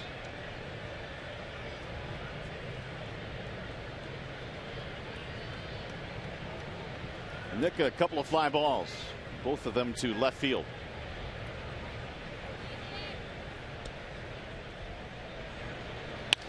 And he shoots that one to left, and there's your first Tigers hit of the game. A base hit to left field, and the Tigers not only have their first hit, but now a little bit of life.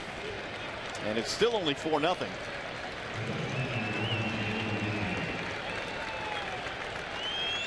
Walk and a single here in the 8th inning for Detroit.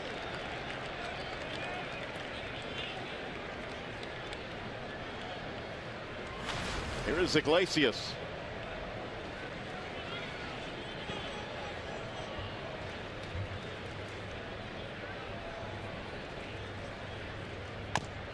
High chop, going to be a tough play. They may have no play. The bases are loaded.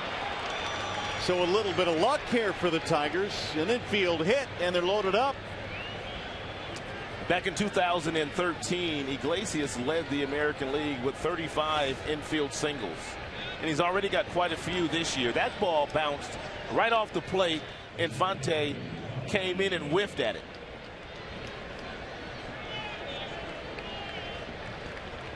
Iglesias smelling hit, and now all of a sudden the Tigers have back-to-back hits.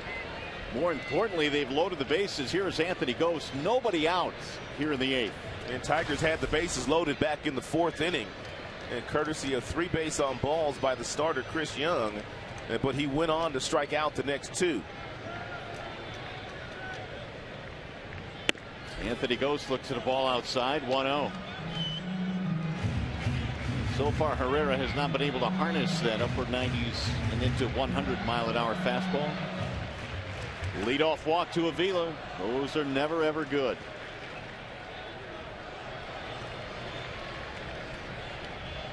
Ghost swings and misses at 97.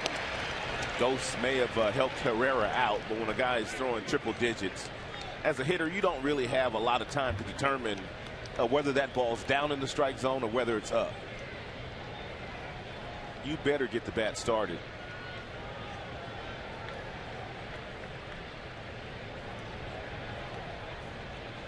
Here's the 1-1. Way outside. 2 balls, 1 strike. In case you're wondering, that was the 6th infield single already this year by Jose Iglesias. So he's well on his way to the pace that he established a couple of years ago when he led the American League. Life for the Tigers here in the 8th. They were held hitless through 7 innings. Now they've got them loaded, nobody out.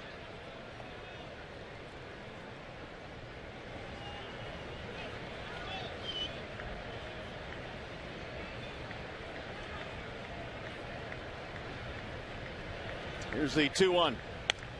Fouled away. 2-2 on Ghost. And Ghost having a difficult time with just laying off that elevated fastball here today. And he told me before the game that he was going to try to do it to the best of his ability, but easier said than done. There's Kinsler waiting on deck.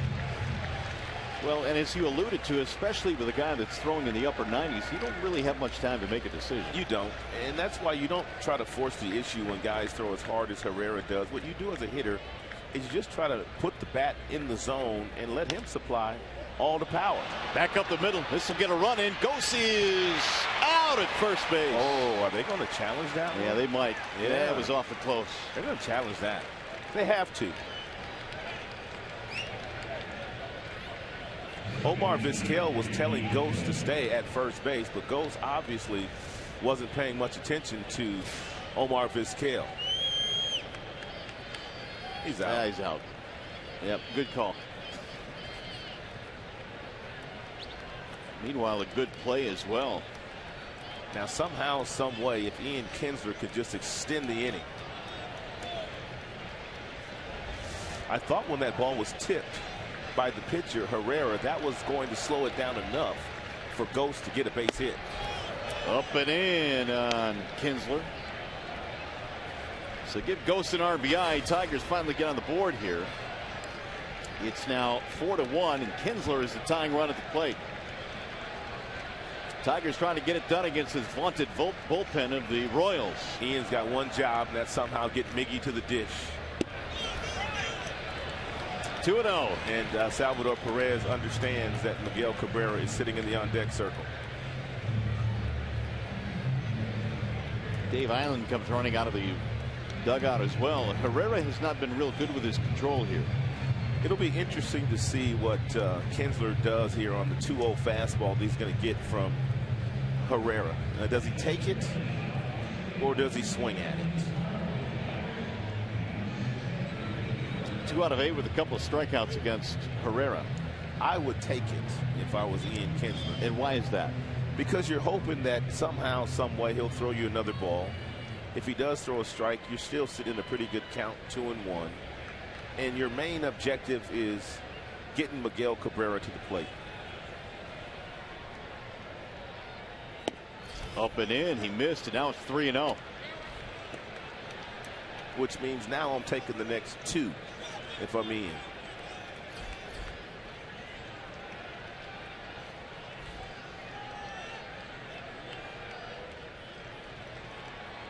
Here's the 3-0. He lost it, ball 4. That's going to load the bases, and Herrera can't find the plate. Well, here we go. They are loaded up with only 1 out for Cabrera. Here's the ratio, and you can see that Calvin has really scuffled. And how about this for a big-time matchup? You've got Miguel Cabrera against Calvin Herrera. 4 slams in the back pocket of Cabrera.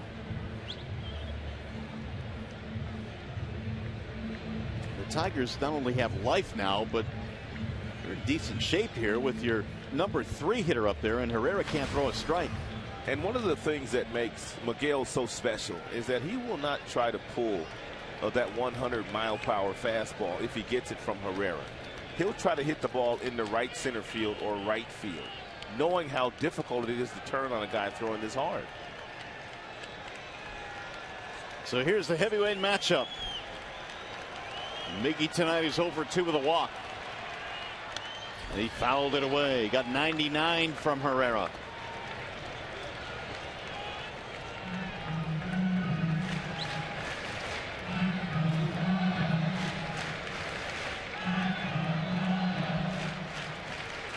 Young and Madsen had combined for 7 hitless innings, but the Tigers get a leadoff walk, a couple of base hits, another walk that got them loaded with a run in. Here's the 0-1. Foul off. 0-2.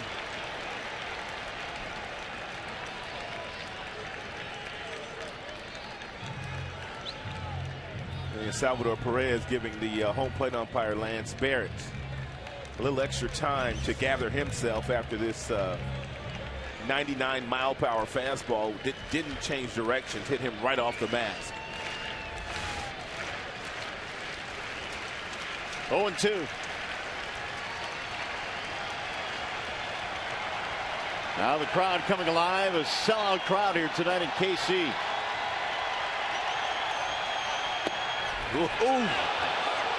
Oh, man. 100 miles an hour and it just missed. He's thrown Miggy 3 fastballs, 2 at 99. The last one triple digits. Oh my goodness, that was close. Can't call Miggy out on that. No, you're right. He's earned way too much respect. Here's the 1-2. High. 2 balls, 2 strikes. 99, 99, 199.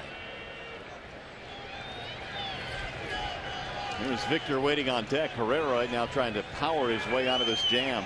This might be his last hitter if he loses Miggy. Apparently Perez must feel like Iglesias, who's the shortstop out there, might be tipping location to Miguel Cabrera. Meanwhile, Wade Davis is warming up. If he does get Cabrera here, do you think they might go to Davis? Yeah, I think so. Apparently, if he loses Miggy, he doesn't have it today, Herrera. Herrera's thrown 21 pitches. 19 have been 95 miles an hour and above. Here's the 2-2. All the way. How about this? This is just one of those matchups that you pay any kind of money to watch. Bases loaded, 3-run game in the 8th. You've got a guy throwing 100 miles an hour and the best hitter on the planet at the plate. Beat that.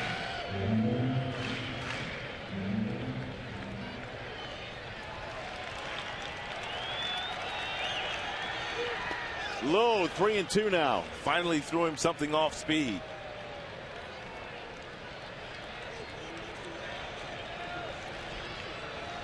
Herrera, he's going to get out of this. His best opportunity is to throw something off speed as we get a look at Miggy's late inning numbers. The damage he does after the 7th inning. Now the crowd coming alive again. They're on their feet. 3-2.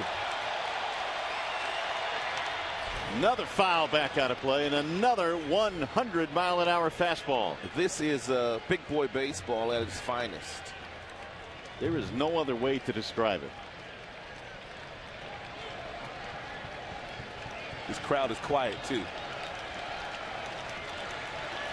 This is the 8th pitch coming up in this at bat. Now they're getting up. Here comes the crowd again now. They're on their feet with a "Let's Go Royals" chance. Bouncing ball foul, third base side. That's how electric this place was all of October last year, and it's a full house tonight here in Kansas City.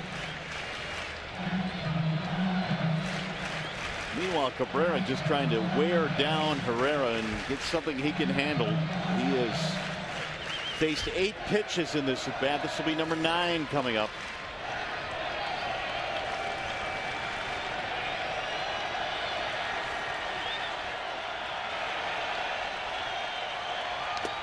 Oh, he just got a piece of it to stay alive. Cabrera is still kicking.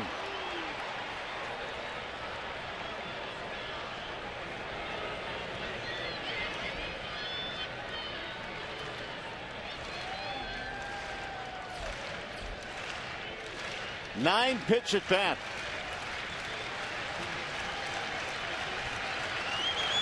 .26 now is a season high in pitches thrown for Herrera. Crowd trying to help him out here.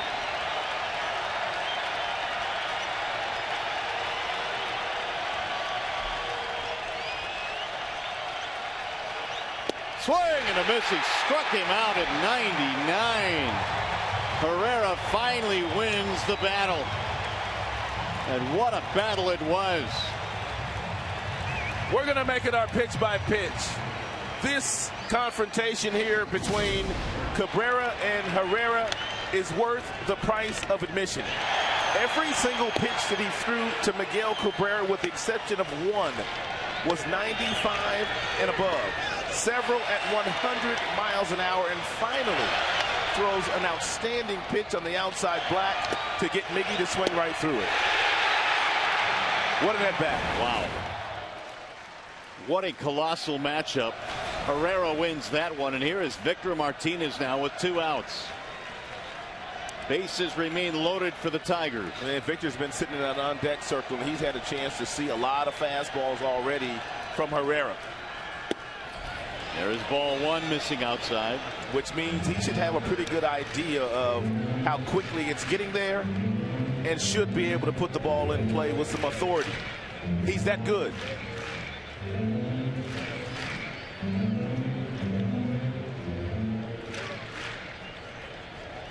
Classic at bat. Oh, wasn't it though? And Miggy, man, he just, you could just see the disappointment on his face. He battled and battled and battled. Here's the 1-0. 2-0 on Victor Martinez. So Herrera's still having trouble throwing strikes.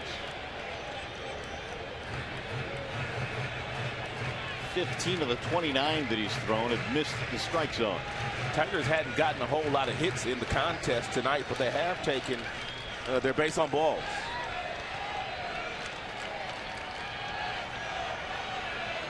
I don't know about you, but I thought Miggy was going to shoot him there. Oh, I just saw a grand slam. High fly ball, fairly deep in the left. It's carrying not deep enough, and Kelvin Herrera survives the 8th inning by giving up just 1 run.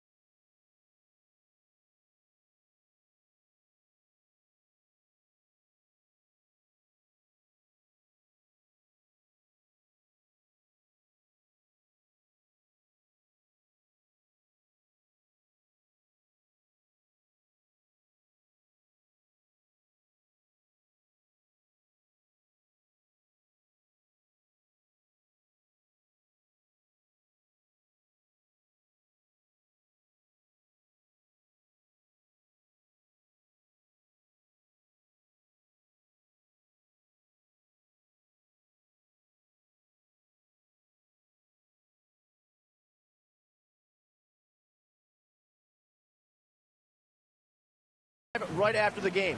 Mickey York and Craig Monroe in the Coliseum studios, plus the thoughts of Brad Ausmus and Tigers players as well. Mario and Rod, back to you guys for now. All right, J-Dub, thanks very much. We go to the bottom of the 8th inning. Kyle Lobstein's still out there, and the Royals still lead 4-1. Although it got a little bit dicey for them, the Tigers had the bases loaded, and Herrera gets both Martinez and Cabrera to end the inning.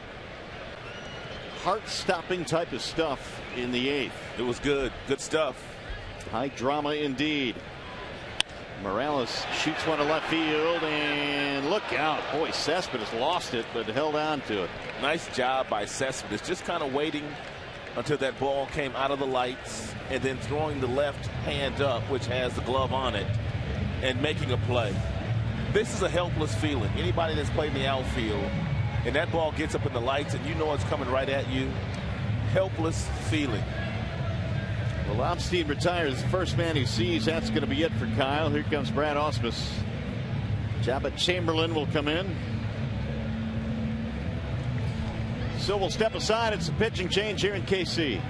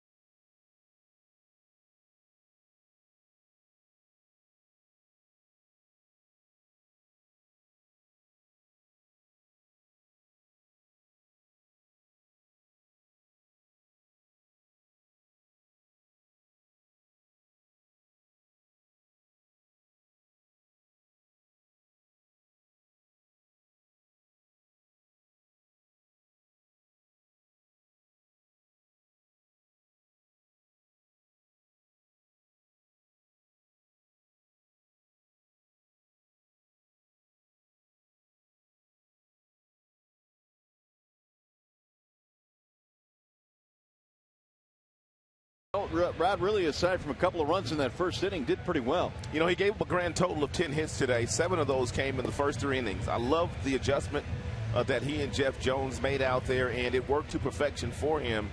But his team just couldn't muster up enough runs today. So Jabba Chamberlain comes in to take his place here in the 8th. And Jabba off to a nice start this year. The earned run average sits at 169. He is pitching in the 7th game. And Jabba's got a fastball that goes anywhere from 92 to 95. But these days, more off-speed pitches than fastballs. Salvador Perez stands in now with 1 out, nobody on. And he'll take a strike 0-1. The first pitch, little slide piece by Jabba at 87. Singled way back in the first to knock in a run. That was the big inning for the Royals. They scored 3 right away on Lobstein. Here's the 0-1 pitch. Bouncing ball to short. Routine there for Iglesias, who has plenty of time. 2 gone.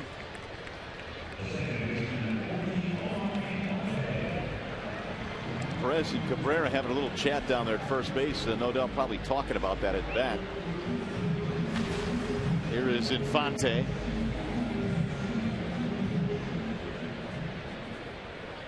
Omar is 0 for 2 in this game. He does have a walk.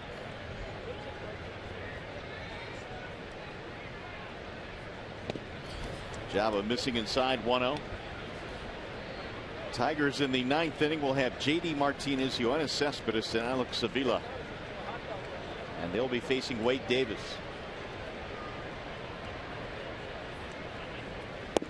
Outside, 2 balls, no strikes.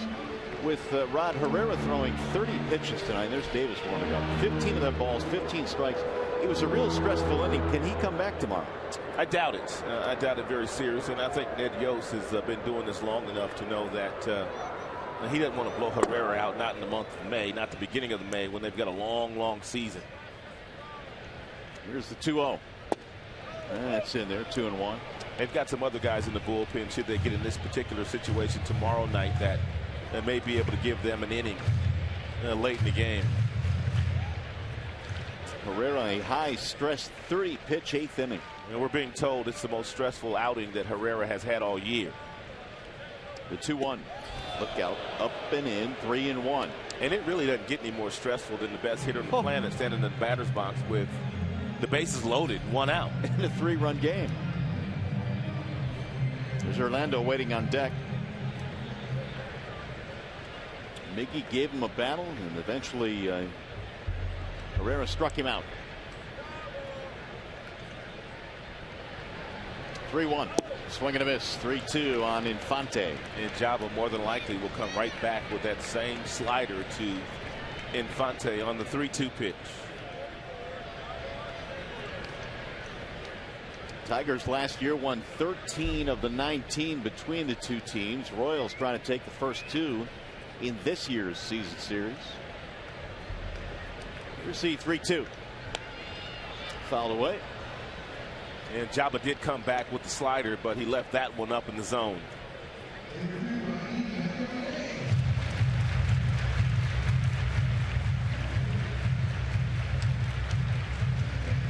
Four runs, 10 hits for KC. The Tigers run on 2 hits.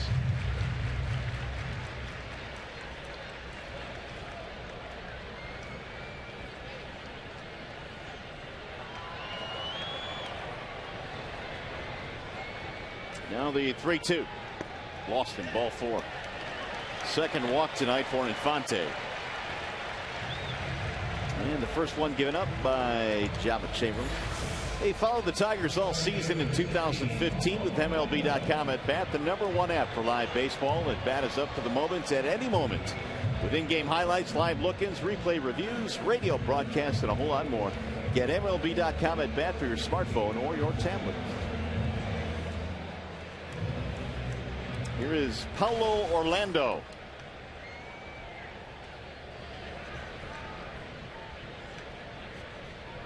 Orlando became the 3rd native Brazilian to play in the big leagues. Yan Gomes of the Indians. Andre Rienzo, pitcher for the White Sox, and now Orlando. Baseball still developing in Brazil, although the game has become more international through the years.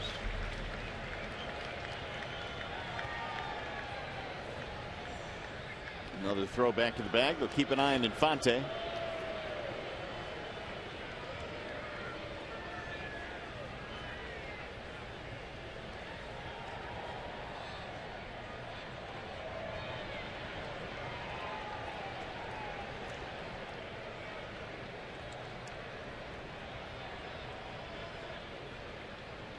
Orlando a single, a steal. He is 1 for 3 in this game.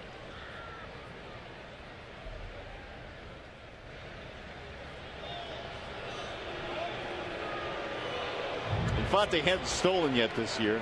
Nor does he ever run that much.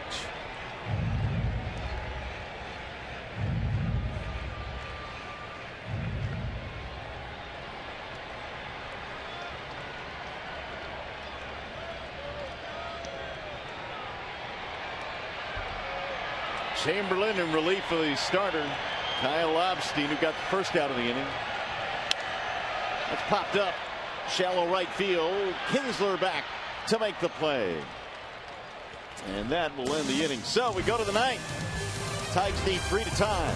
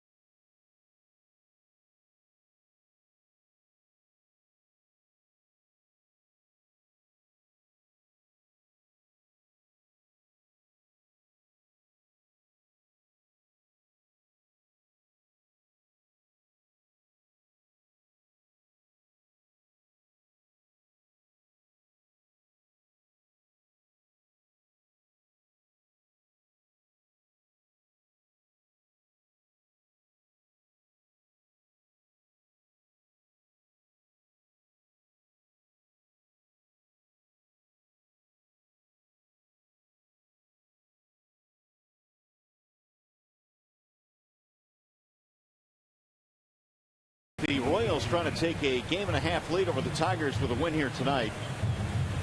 Minnesota all of a sudden has climbed into third place. But there's still some hope here for the Tigers. They need to get the bats going, though. They got a run in the 8th, and now here in the 9th inning they will face Wade Davis. And Wade Davis is closing for the time being, and he's been very good at it. He has not given up a run this year, and he has 4 saves while Greg Holland is on the mend. There's a bouncer to the shortstop. J.D. Martinez is out on 1 pitch.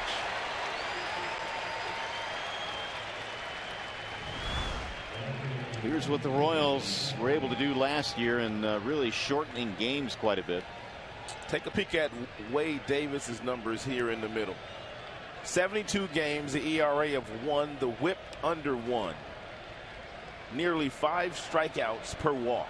He had one of the best seasons a reliever has ever had in this game. Trying to get 2 more outs here as Cespedes stands in. Yoenis swings and misses. I don't remember the exact date, but I know we were here in maybe August, and Wade Davis had not given up an extra base hit yet. Right. I remember that. He went deep into the season. Real deep. Started by trade when he was with the Tampa Rays, and they put him in the bullpen. Cespedes a huge hack. Yeah, that hack right there is not necessarily going to give you a lot of results. Royals history, they're the best ERAs by relievers. History. That time Cespedes would not chase it.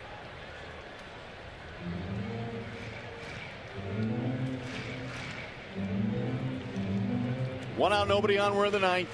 Cespedes tonight is 0 for 3. Tigers did not get their first hit until a single by Castellanos in the 8th. That's off the glove of Perez to the backstop. 2 balls, 2 strikes.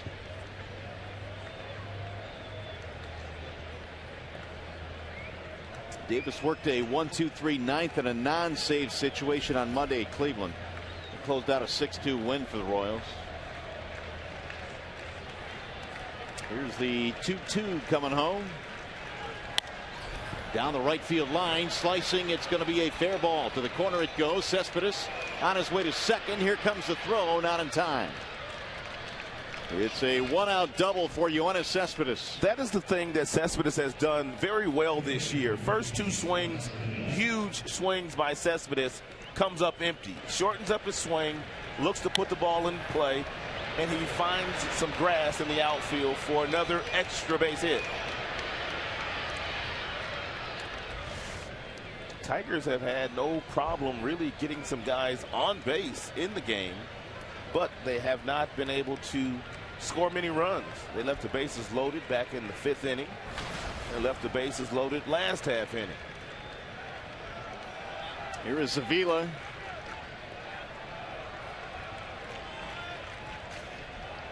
Yeah, Young loaded the bases by walking Kinsler, Cabrera, and then Victor, and then he struck out J.D. Martinez and Cespedes.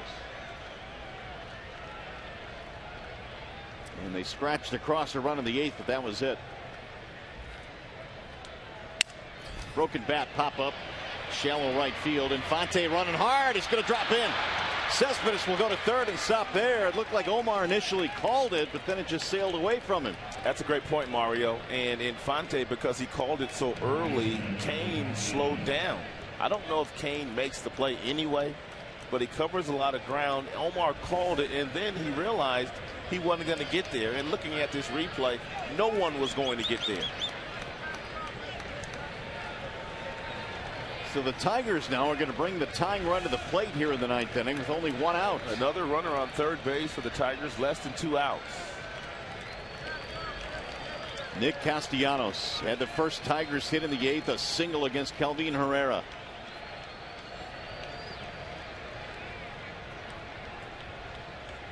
Ball 1. And Wade Davis, even though his good buddy James Shields is gone, who came in a trade to Kansas City from Tampa with him, still stretches and takes his stretch and sign the same way, taking a look at the runner on first base.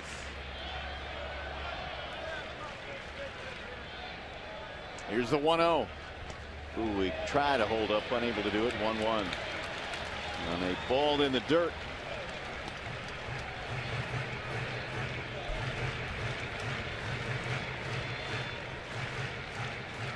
One out double by Cespedes. Avila broken bat single.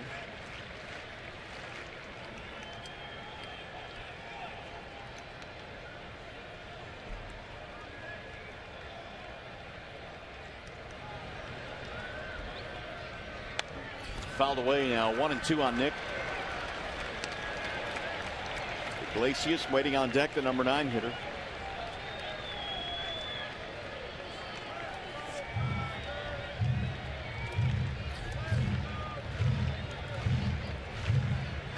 And if it got that deep, it would be Anthony Gose.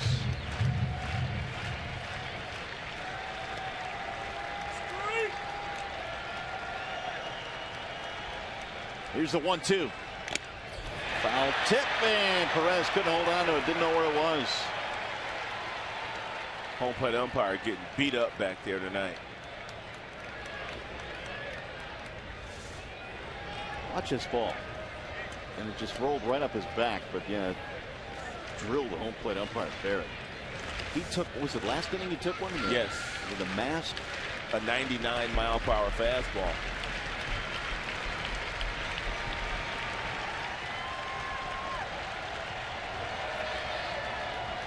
One and two.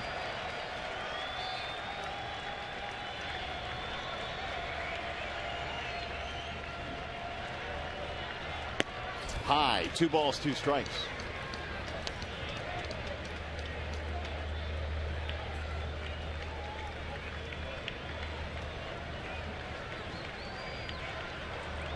Davis 4 for 4 in save opportunities this year, filling in for Greg Holland. In a jam here in the 9th. 2 on, 1 out. Swing and a miss. He struck him out. Castellanos is down and there are 2 gone. And here comes that sellout crowd now.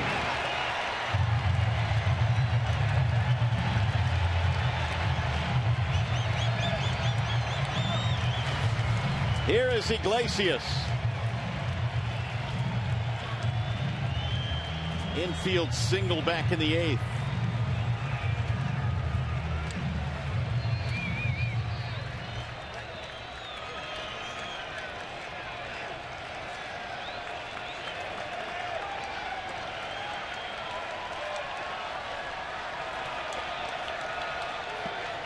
Ball 1.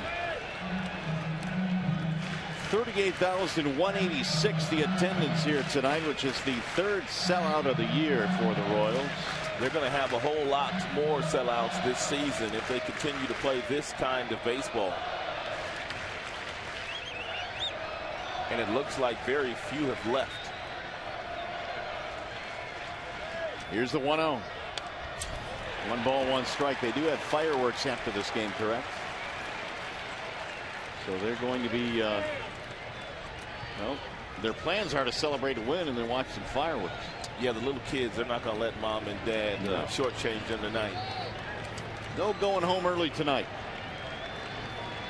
Iglesias trying to keep this thing going.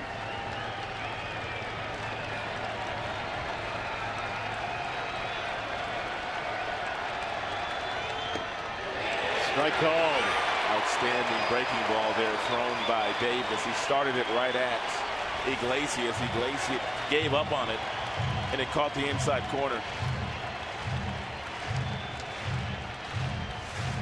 1-2.